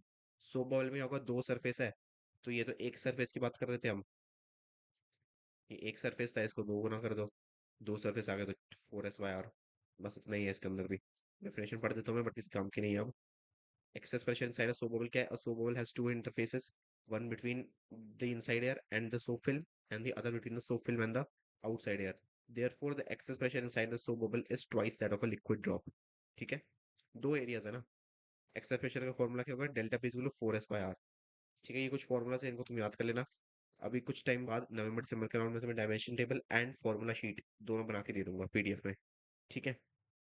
उसके बाद फिर आसानी हो जाएगी तुम्हें भी पढ़ने में, एंड रिवाइज करने में भी वो बेटर रहेगा। सिलेबस हमारा ऑलरेडी कंप्लीट हो चुका है। मेंटोरशिप के बारे में एक अपडेट है, वो तुम्हें दे देता हूँ मैं। मेंटोरशिप, हाँ। ठीक है। ये वाला कूपन कोड वैलिड नहीं है। अब बेसिकली कौन सा कूपन कोड है देखो, ओरिजिनल प्राइस कितना था इसका, 4999 पहले बताया था। अब इसके ऊपर मैक्स डिस्काउंट करने के बाद अब फाइनल प्राइस तुम्हें कितने में मिलेगा ये? 3800 में, मतलब 1200 रुपये का डिस्काउंट मिल रहा है तुम्हें। कब तक? 2 नवंबर ओनली। उसके बाद डिस्काउंट बंद हो जाएगा। सिर्फ और सिर्फ डिस्काउंट नहीं, डिस्काउंट के साथ साथ रजिस्ट्रेशन पोर्टल भी बंद हो जाएगा, मतलब हम इंटेक्स नहीं लेंगे। 2 नवंबर के बाद मेंटोरशिप में अब किसी का एडमिशन नहीं होगा। 2 नवंबर लास्ट डेट है मेंटोरशिप के लिए। ठीक है। कूपन कोड क्या है तुम्हारा? Diwali 24। Happy Diwali to everyone. अब ये लास्ट क्लास है तुम्हारी अब, इसलिए अब मैं तुम्हें बता देता हूँ। ये Diwali 24 कूपन कोड यूज करो। Happy Diwali to everyone. Vacations को एंजॉय करो, पढ़ाई भी करो साथ साथ में, बट ठीक है, अभी थोड़ा सा एंजॉय कर लो। जब छुट्टियां हो जाएगी तुम्हारी, मतलब ओवर हो जाएगी कंप्लीटली, तब अच्छे से पढ़ाई करना स्टार्ट करना। ठीक है। चलो, अभी इतनी टेंशन मत लेना कि पढ़ाई भी नहीं हो रही, दिवाली सेलिब्रेट करे या पढ़ाई करे, कोई भी एक चीज करो। अगर दिवाली सेलिब्रेट करते हो तुम्हारे दिमाग में हमेशा चल रहा है कि पढ़ाई करनी है, तो दोनों काम नहीं हो पाएंगे। ठीक है। किसी भी एक चीज पे फोकस करो। चलो, एंड करते हैं फिर लेक्चर को। ठीक है। किसी को कुछ भी डाउट है तो मेरे से पूछ लेना। इस स्लाइड को मैं कॉपी पेस्ट कर देता हूँ, यहाँ पर तुम देख लेना इसको, तुम्हें मोस्ट इंपॉर्टेंट टॉपिक्स मिल जाएंगे। ठीक है। ओके। किसी को कोई डाउट नहीं है तो एंड करते हैं फिर लेक्चर को।